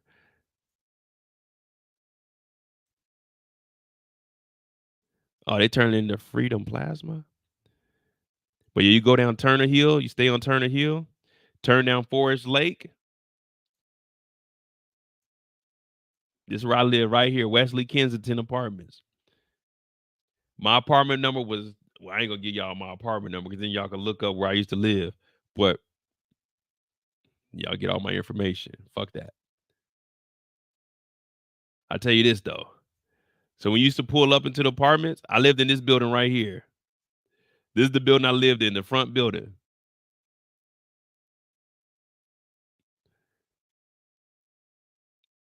Yeah, this is where I lived at, man. It turned into the slums before I left, though, man. Shit got dangerous. A nigga broke in my car, stole my in-dash. He didn't steal my the TVs and the headrest, but now I don't live there now. But shit, if I tell you my apartment number, then you can look up who, you know what I'm saying? It ain't hard to figure out my name. You already know what the fuck my name is. In case of 5-month-old Jemiah, Julius, you are not the father. Like, y'all know what my name is, so no, I'm not gonna give y'all that. I mean, y'all can look this up and you'll find out where I lived over here. But yeah, I used to live over here in these apartments over here, Wesley, Kensington.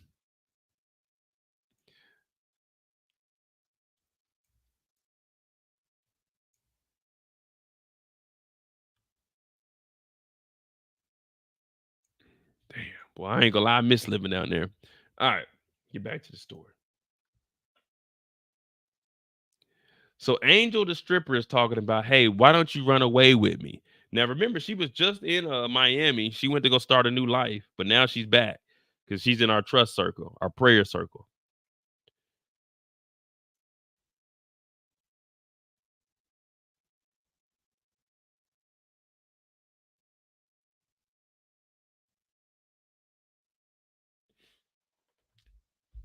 He's like, nah, I'm gonna take over.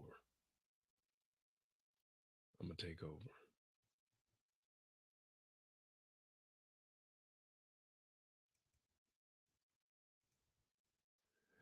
All right. So Meech, he ends up meeting up with Sharp because Tina told us, hey, we can meet up at JR Crickets.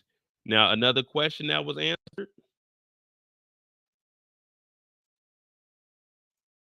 Oh, come on, y'all. We gotta pray for strippers too. When was the original open?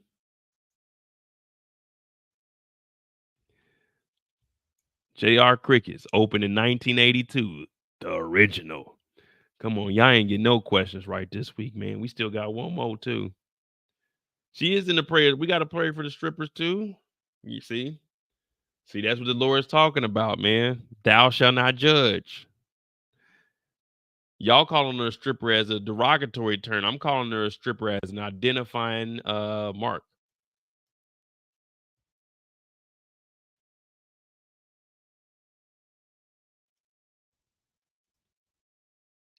But Meech is meeting up with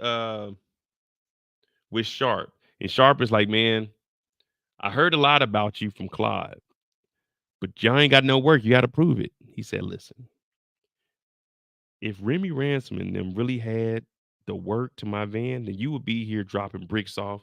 You would be here serving plays. You would be the man on the street. Now, off in the back, Froggy is watching. He got their guest shirt on because he's trying to guess what they talking about.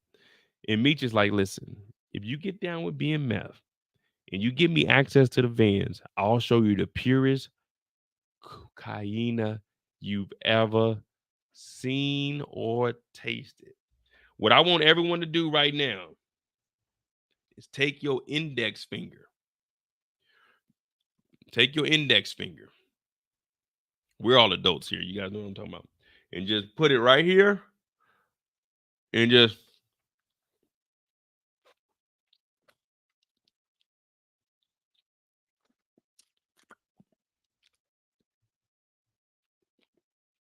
get you a little taste. Or you can use your pinky. If you ain't prepared for that, you just use your pinky a little bit.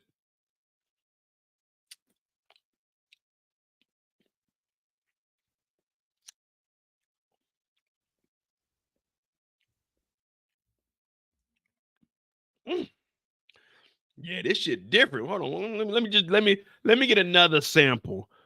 Let me get another sample.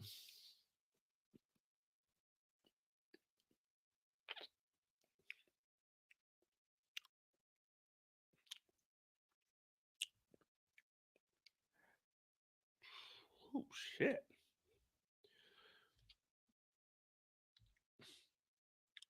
What's this is, Meech? What you got in that bag over there, Meech? Let me see that. You talk about some of the peers. Let me.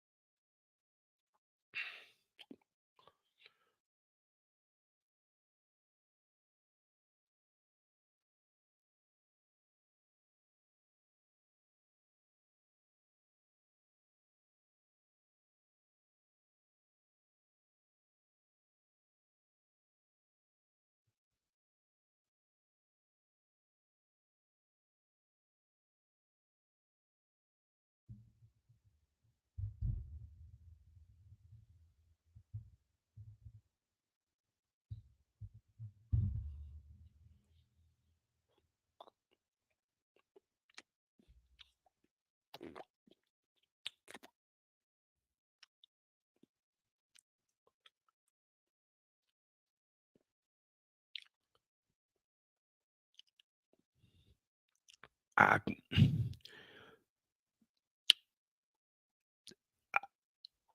can get you the keys to the van.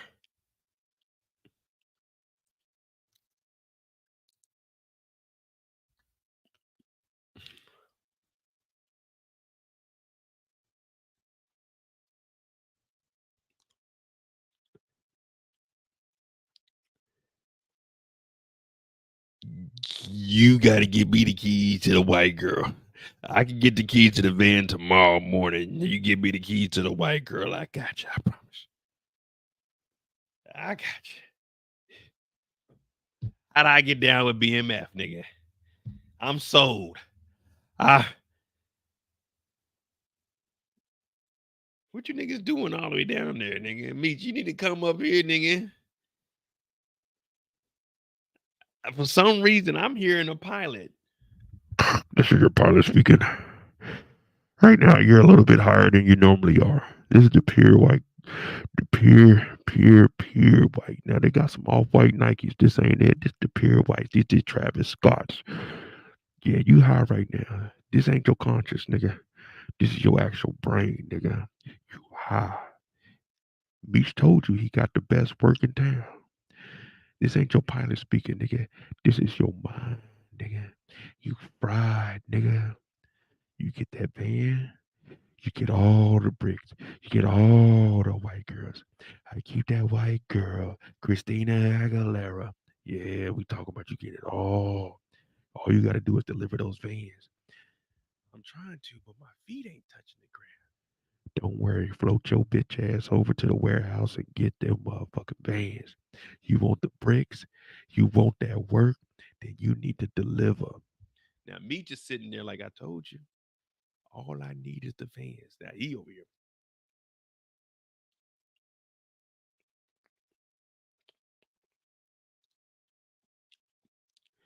Meet me tomorrow, Meech. 7:30 in the morning. Say less. Say less. That nigga trying to get that work. Yeah, so this is the actual brain speaking to you. Now, your conscious. So, see, there's a difference between your brain and your conscious because you can be unconscious. When you're unconscious, you don't know what the fuck is going on. But when you're conscious, that means your brain is active. So there's a brain and then there's a conscious because you can't have a conscious unless your brain is operating. So that's how high he was, that his brain was actually talking to him, not his conscious, his brain. His brain. He was sitting there like, oh my God. Oh my God.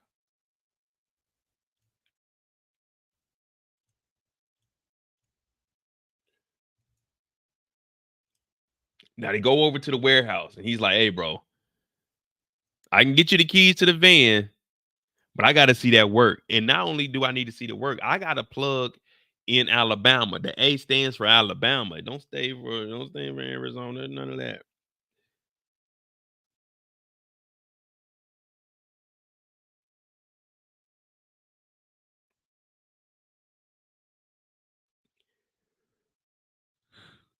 But me just thinking the same thing, man.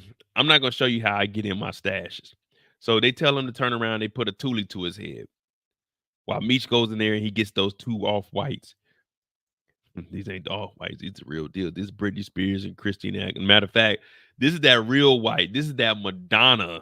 This is Madonna. This ain't the knockoff stuff. This the real deal. Now, they get this and they hop in the vans. And now we see Techwood pull up. We got Remy Ransom. Oh, man. I knew something was up. I knew something was up.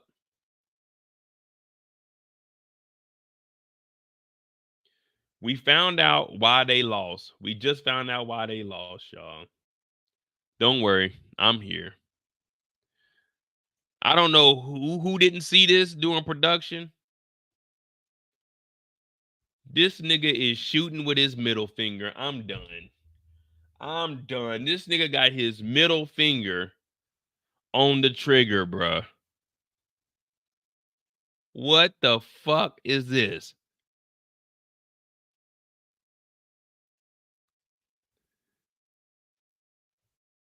Nigga. What is this?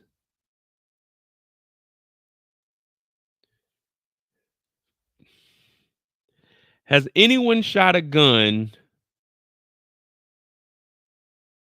with their middle finger on the trigger?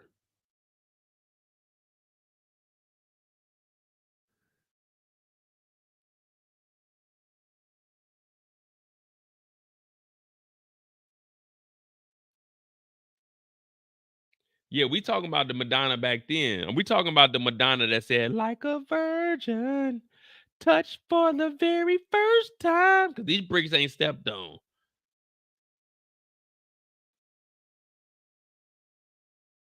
What is this, man? Didn't no one in production say, hey, hey, hey, hey, hey, hey, hey, hey, hey, hey, hey. Cut. Timeout. I don't even know what symbol you use when you're on a set. Timeout. I know what a timeout is. Hey, timeout, ref. Timeout. We got to regroup. Hey, nigga, what are you doing? Oh, man, I'm ready to slide on these niggas. Man, you can't slide with your middle finger? Nah, man, I'm using my middle finger to let them know fuck them. Dog, you got to pull your whole middle finger back, bro. No, you can't even bend your middle finger. Well, I'm nice, so I could bend my middle finger without bending the rest of the my ring finger kind of moves with it. But yeah, I could do my middle finger, but you can't squeeze no trigger like this. Can't squeeze no trigger like this. Man, that's the slowest shooting ever. That shit ain't about to be aimed right. That's like me trying to use scissors and cut like this. My middle finger inside the thumb. That's not right. That's not how you do this. Like, look at this. I can't cut paper straight. Look how awkward this is, using your middle finger. Ta-da. Who is this guy? Now I see why these niggas lost Techwood.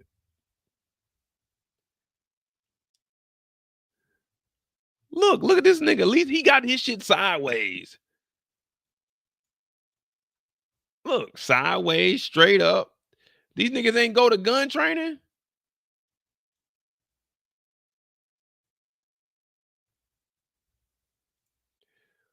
We need to find this guy's name, man.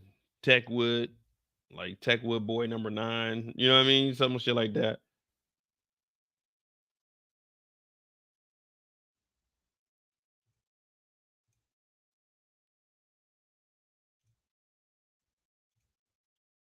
Oh, well, let's continue.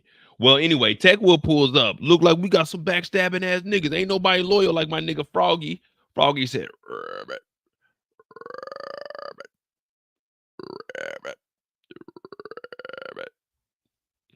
So they get the bucket. Meech and them like, hell no, we getting up out of here. And then we get us a little shootout. It was a weak shootout. It was a lot of shots. But then again, we got to remember these vehicles are armored up.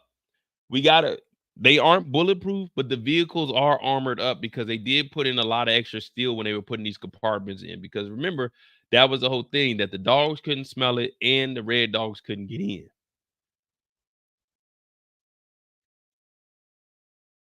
So the vehicles are pretty much, saying, they armored up. But they get the hell up out of here. Meech slams through the door, safety glasses, hard hats, ear protection required beyond this point. So that's what I used to do. When I was in the military, I would come and do an inspection.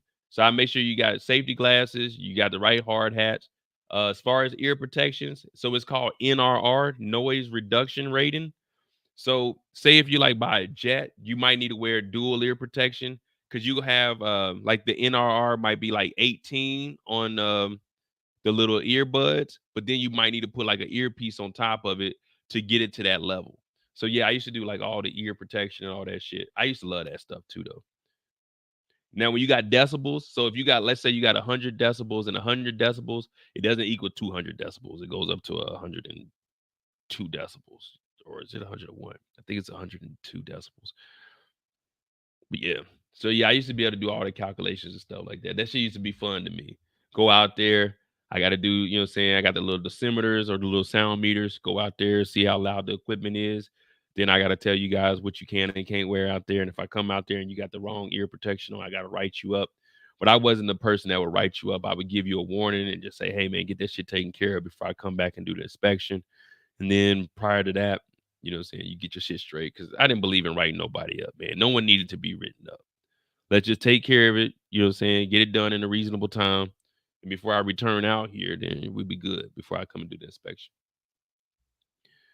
So Meech ends up getting up out of here, and then they run over a guy. Now, they run over the guy that actually had good posture. Look at these guys back here. They ain't even shooting at nobody. That's right, Kevin Kev. You got to have that proper PPE on. The proper PPE on. Man, they ran this dude over. He ain't even deserve this. All this is because of Remy.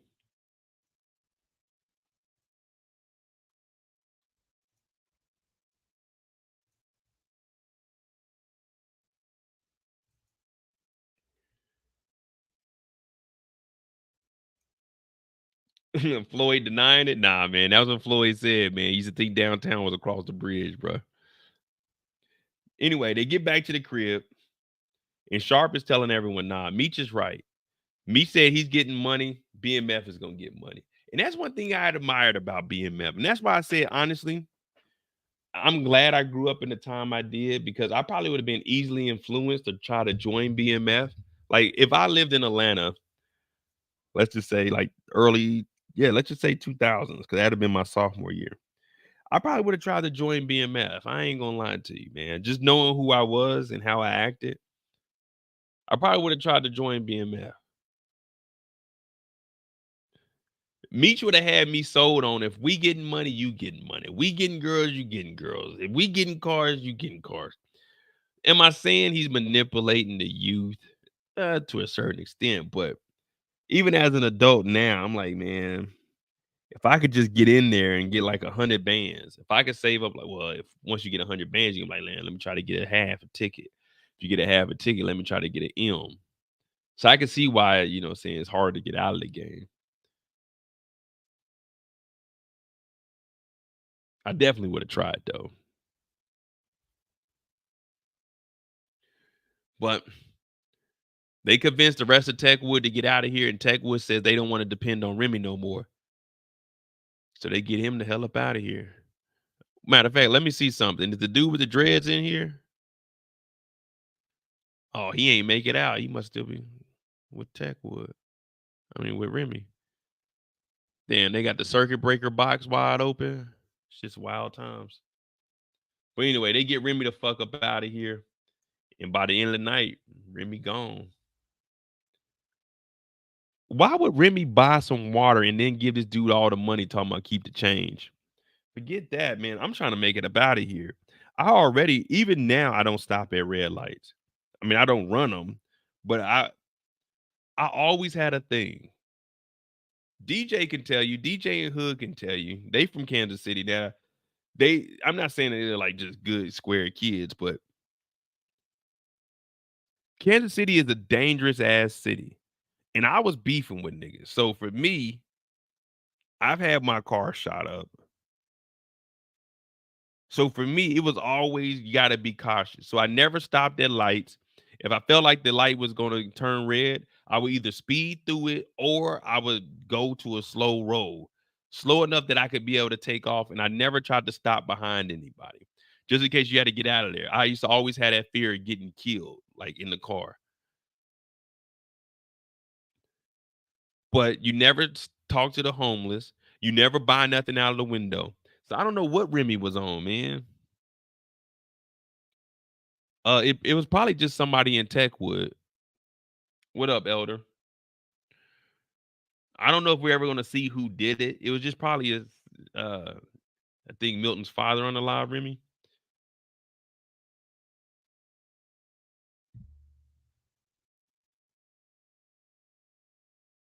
I don't know, man. I don't, because that means Milton's dad would have to like be out there and like actually plotting.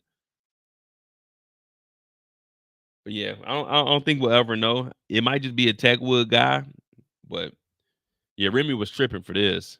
If there was a Monday mistakes for him, then we definitely would put him on the.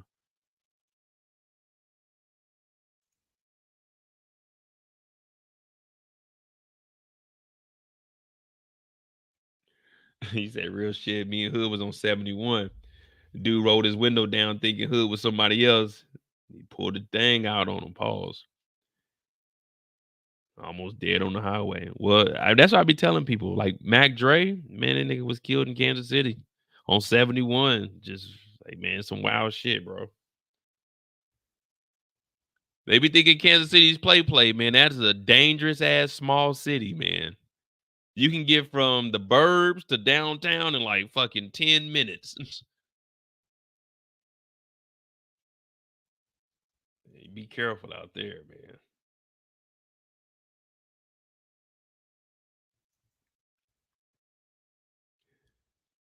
Then we got Meech talking to Ty out here. R.I.P. Ty Washington.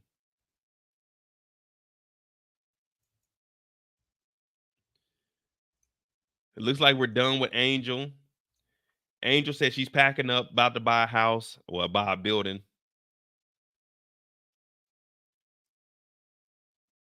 And she's going to make sure that she got a spot for the little girls after school. Her vision board. Meech, hey, did y'all think Meech was kind of sad that Angel said she was leaving when he hugged her? Hey, facts, man. Hey, I used to beef with them niggas from Hickman. Shit, bro. Because DJ, I used to go to Ruskin. Well, I went to Ruskin before they integrated both of the schools. So Ruskin was an independent school at that time. It was Ruskin and Hickman before I came out to the View. Shit, nigga, used to get in fights all the time over at Ruskin, man. Ruskin, I got suspended, what, 4 times? 4 times in 2 years for fighting.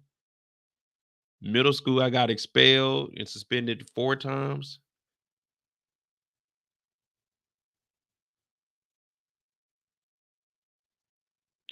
But Angel's getting up out of here, so we ain't got to see her no more. I'm gonna say that's a plus for Meech.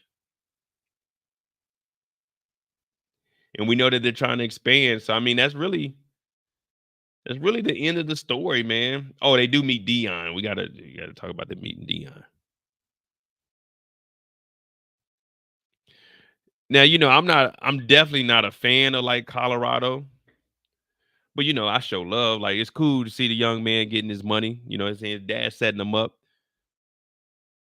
Do I think Colorado's good? Nah, but if you say that, oh, you just hating. Them niggas was 4-8. Them niggas was not good. Nah, I'm just gonna keep it real with you. They weren't good.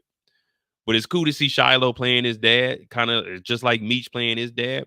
Now, to the extent that they knew each other, I'm pretty sure Meech and Dion knew each other. They were both in Atlanta, and Meech was making more money than athletes. So that's cool. That's cool. Oh yeah, I forgot, Kendall. You from that town where the dude got into it with the Taco Bell workers.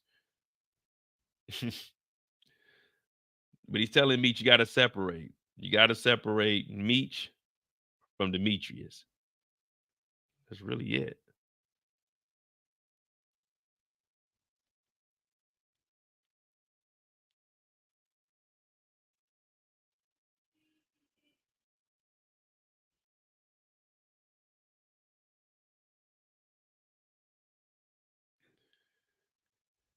Man, well, the last thing we see is the 2 brothers down in Mexico. Is this the end? Nah, BMF gonna get one more season, man. I don't think they're gonna end like this. Especially, they gotta get another season. If Meech is getting out of jail in 2025, they gotta have one season with Meech on the loose. 50 ain't gonna let this go. Like, they gotta have one more season and have like Big Meech show up to show up to like the premiere and stuff, man. They got one more season. I don't know what they're gonna do with it, but I mean that's pretty much it. Meech is trying to. Hey, Big Meech, holla at your boy, man. I got some ideas, man. Tell 50 to get at me. I got some ideas. Now they may be a little over the top. We might need to open the budget up a little bit, but just know Just know I ain't gonna be skimming off the budget. Like we gonna get a budget. We're gonna get it set in stone. Matter of fact, I can actually save a couple $100,000. Just holler at me. Man, I know I'll reach out to Big Meech. I know Big Meech is gonna charge. Like when he get out of jail, he about to be on $1 million worth of game. He about to be on Drink Champs. Meech ain't about to be. Who is this? Yeah, my name is Modai J. You know, we talk about your TV show. I kind of, I kind of critiqued it kind of hard the third season, but man, we fuck with the show. Man, we glad to see you free. Man, that nigga ain't about to come over here unless y'all hit that cash out. Y'all hit that cash out, we can start putting together a fund. If we can raise $100,000 and we'll tell them we'll give them $25,000. So that's our goal. We're gonna raise $100,000 and we're gonna pay Big Meech $25,000 for the interview.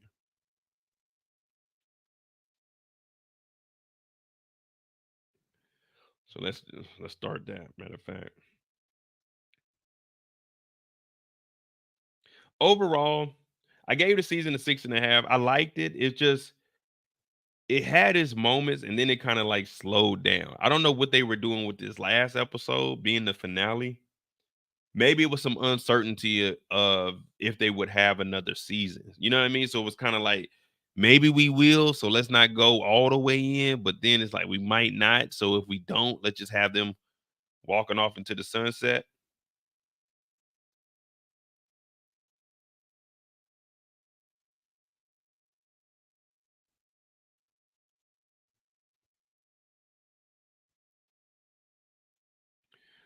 Young Trope was happening. Yeah, I gave the season a 6.5. I gave this episode like a 6, bro. I ain't gonna lie to you, man. Yeah, I mean, I'm just being honest. I know it was only a trailer that we watched yesterday for Ghost, but man, that shit was nice. That shit was dope. You got to get that shit credit.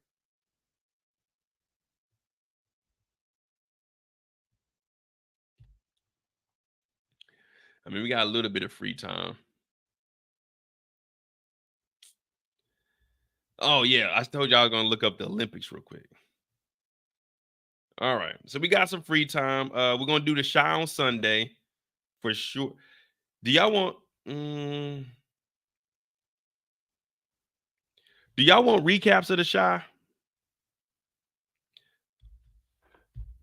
Do y'all want recaps of the Shy or just do a live? Because I might do recaps of it too. Because I will have that 4 weeks off and we don't really have any shows. I mean, I'm gonna be on the Mo You Know a lot more since we will have us a little break and I'm getting off work earlier. Roast Flab. Oh man. Yeah, I mean, he said he wasn't trying to get her fired, so even though he tagged her at school. I mean, I don't really care too much for Vlad. I'll probably join the live because I only had 2 truly. So yeah, I'll probably join the live. If you got a link, I'll hit that link. Matter of fact, yeah, I'm probably going depending on Brillo, I'm gonna be on either Torian or Brillo's live. I think Brillo wanted me to join his, but I'll be in the chat on Torian's channel for sure. So this is what, let me see. The Olympics tickets. Now I'm gonna show you guys what I'm trying to piece together the logistics.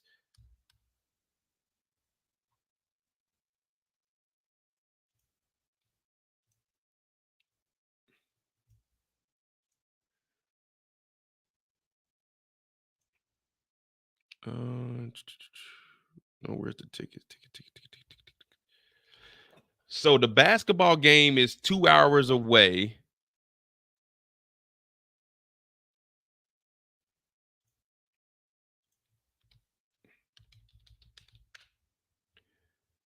All right, here we go. Paris 2024 tickets.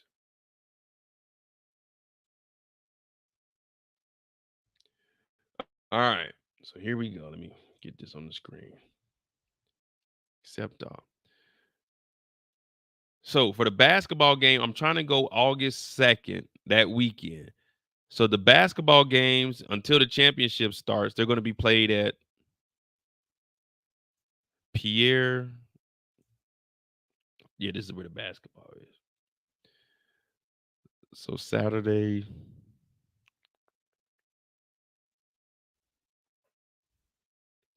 August 1st. Here we go. August 2nd. This is the 11 to 11:15. They play at, I think the Americans play at 5 o'clock. Men's group. What? They moved it? Basketball, men's, Creedmoor. What? Oh, here we go. That's the whole package. I don't want the whole package.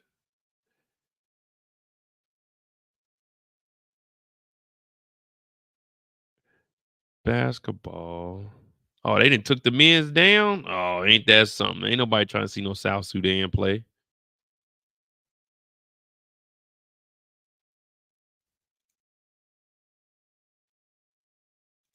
That's women's.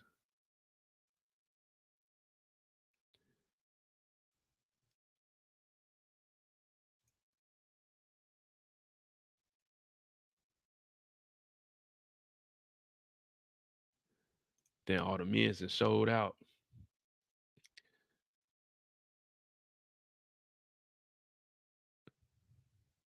Because they supposed to be at the 5 o'clock game. But anyway, that's August 3rd. Let me see. All events. Basketball. Shit, I couldn't get them months ago. I switched jobs, so I wouldn't have had. I knew I wasn't gonna be at the job that I was at, so I wouldn't have never been able to know until.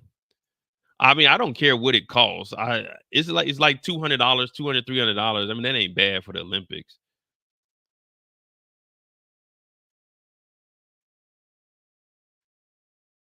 So they got the women's on Sunday, but they were supposed to have the men's.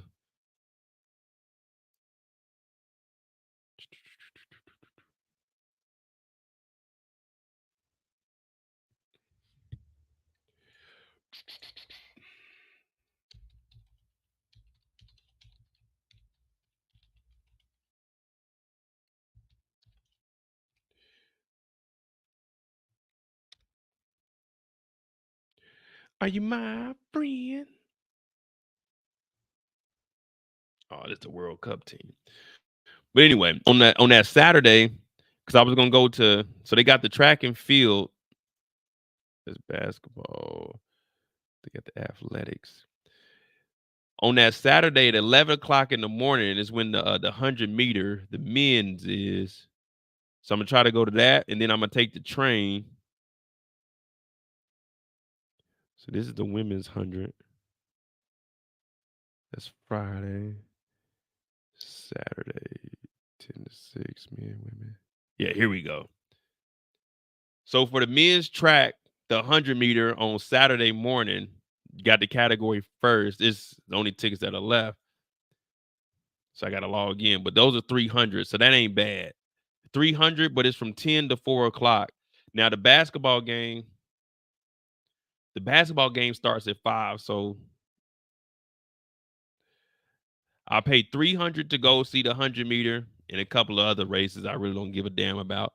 But go to those, and then I got to get on the train and go 2 hours north to the basketball stadium to watch the basketball game. USA men's.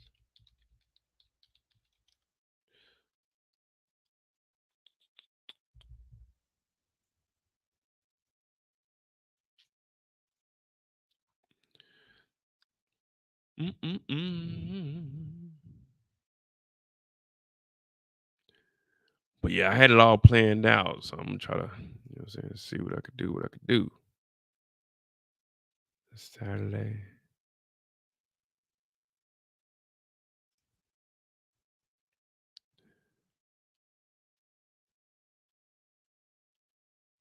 I got the men's group.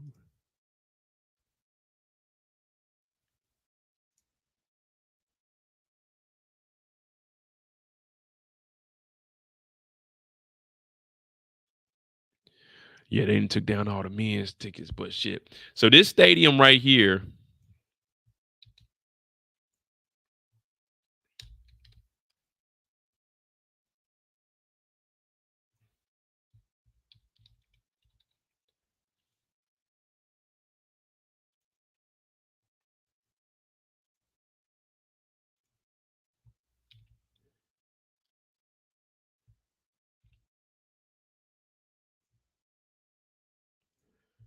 So this is what I be doing at work. I be trying to figure shit out.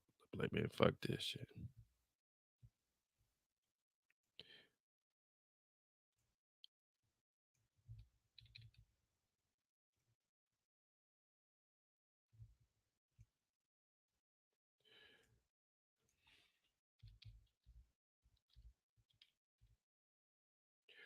Bop, bop, bop.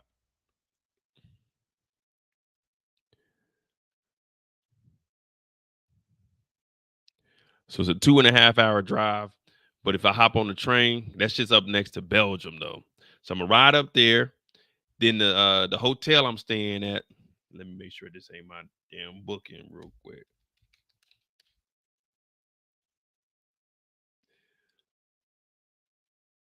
And I don't even know if they're gonna sell the merchandise online. I gotta probably pick it up somewhere.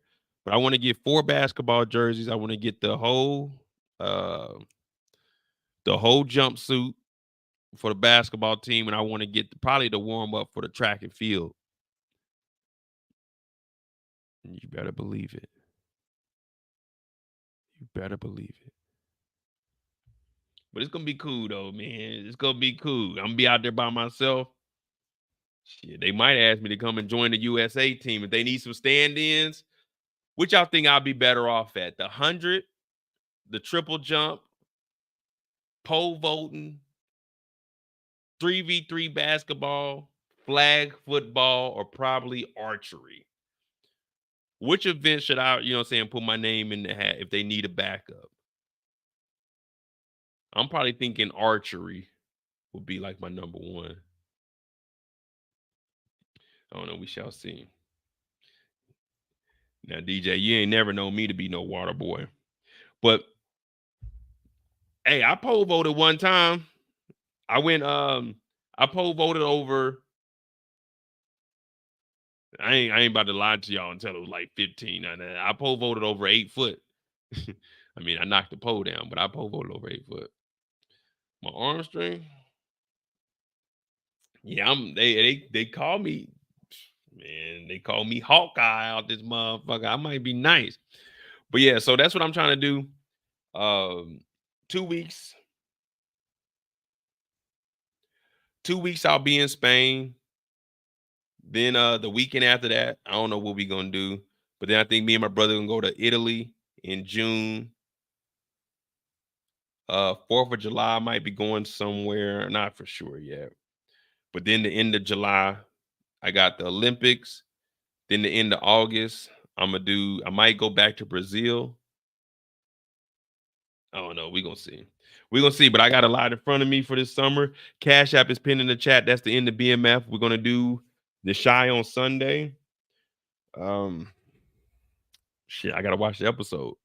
Support the channel. Cash App's pinned in the chat. If you haven't joined the Discord, if you just want to talk about stuff outside of,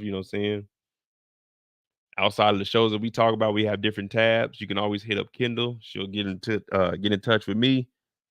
We need like 6 people for 150 over there. We got the Patreon about to come back. We're gonna be watching different TV shows on there. I want to go back and watch all of the Martin episodes. So I want to do Martin and Live in Color. And then for the movies, I always say we're gonna go back and like break down. I want to start off with House Party. So for movies, we got House Party. For our comedy, we're gonna do Martin and then Live in Color. And it's only gonna be like $2 a month, $2, $3. So we'll see. We'll see. But hit that like button, hit that subscribe button. My name is Mo.J. I love y'all.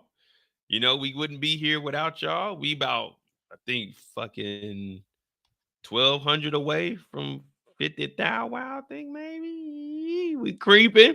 But once Ghost comes back, hey, we're going to go past that. And then we're going to go ahead and round up to 75 and then try to hit that 100 by the end of the year, man. We're going to see how it go. My name is Mo.J. Thank y'all for watching. I'm out. Psst, I see dead people.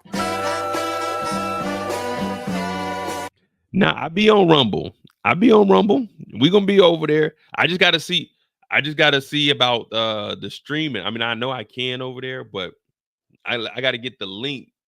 It's it's weird. I don't know how like I don't know how the back room works. I just create a live over there, and whatever I do on here, I just copy and paste over there.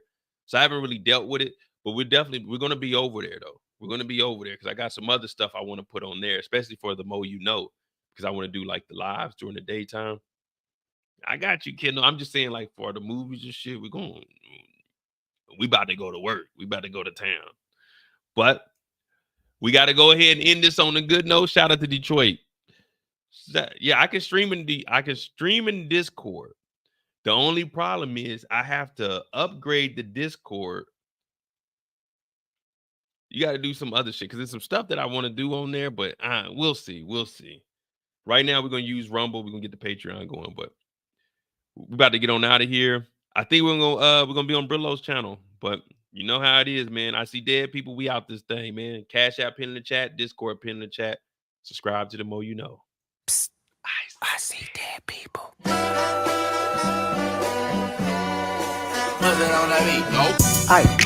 Mustard on the beat, ho, Debo, any rap nigga, he a freak though. Man down, call her Amber Lambs, tell him breathe, bro. Nail a nigga to the cross, he walk around like Tizo. What's up with these jabroni ass niggas trying to see Compton? They industry can hate me, fuck them all and they mama. How many options you really got? I mean, it's too many options. I'm finna pass on this body, I'm John Stockton. Beat your ass and hide the Bible if God watching. Sometimes you gotta pop out and show niggas. Certified boogeyman, I'm the one that up to score with him. Walking down whole time, I know he got some hoe on him. Pull on him, extort shit, bully the flow on him. Say Drake, I hear you like I'm young. You better not ever go to cell block 1. To any bitch that talk to him and they in love, just make sure you hide your little sister from him. They tell me Chubb's the only one that get your hand-me-downs. And party at the party playing with his nose now. And Baka got a weird case, why is he around? Certified lover boys, certified pedophiles. Wop, wop, wop, wop, wop, that fuck him up. Wop, wop, wop, wop, wop, I'ma do my stuff. Why you trolling like a bitch, ain't you tired? Trying to strike a chord and it's probably A minor.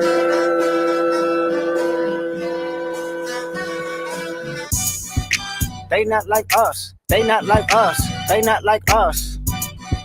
They not like us, they not like us, they not like us. You think the Bay gon' let you disrespect Pop, nigga? I think that Oakland show gon' be your last stop, nigga. They cold foul, I don't know why you still pretending. What is the owl? Bird niggas and bird bitches, go. The audience not dumb, shape the stories how you want. Hey Drake, they're not slow. Rabbit hole is still deep, I can go further, I promise. Ain't that something? B-Rest, that's for bitching. You Malibu most wanted, ain't no love boy, you ball boy, fish Gatorade or something. Since 2009, I had this bitch jumping. You niggas will get a wedgie, be flipped over your boxes, or over your foe. The other vaginal option, pussy. Nigga better straighten they posture. Got famous all up in content. Might write this with a doctor. Tell a pop star quit hiding. Fuck a caption, won't action. No accident. I'm hands on. He fuck around, get polished. Fucked on Wayne Grow. He was in jail. That's conniving. Then get his face tatted like a bitch apologizing. I'm glad D-Rose came home. Y'all didn't deserve him neither. From Alondra down to Central. Nigga better not speak on Serena. And your homeboy needs subpoena. That predator moving flocks. That name gotta be registered and placed on neighborhood watch. I lean on you niggas like another line of walk. Yeah, it's all eyes on me and I'ma send it up the pot. Ay, put the roll label on me. I'ma get them dropped. Ay, sweet chin music and I won't pass the ox. Ay, how many stocks do I really have in stock? Ay, 1, 2, 3, 4, 5 plus 5. Ay, devil is a lie. Here's 69 God. Ay, freaky ass niggas need to stay their ass inside. Ay, roll their ass up like a fresh pack of Zod. Ay, city is back up. It's a must. We outside. Ay, We straight killers, yo. they not like us. They not like us. They not like us. They not like us. They not like us. They not like us. Once upon a time, all of us was in chains. Homie still double down, calling us some slaves. Atlanta was the mecca, building railroads and trains. Bear with me for a second, let me put y'all on game. The settlers was using town folk to make them richer. Fast forward 2024, you got the same agenda. You run to Atlanta when you need a check balance. Let me break it down for you, this the real nigga challenge. You caught Future when you didn't see the club. Hey, what? Little baby help you get your lingo up. What? 21 get your false street cred. Thug make you feel like you a slime in your head. Hey, what? Quavo said you can be from Northside. What? 2 Chainz say you good, but he lied. You run to Atlanta when you need a few dollars. No, you not a colleague, you a fucking colonizer. The family matter and the truth of the matter. Here was God's plan to show y'all the liar. He a fan, he a fan, he a fan. He a fan.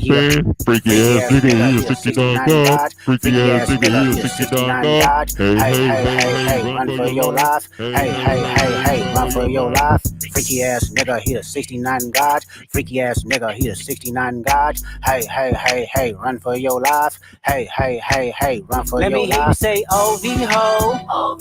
Say OV ho. Then step this way, step that way, then step this way, step that way. Are you my friend? Are we locked in? Then step this way, step that way, then step this way, step that way. We straight killers, Joe.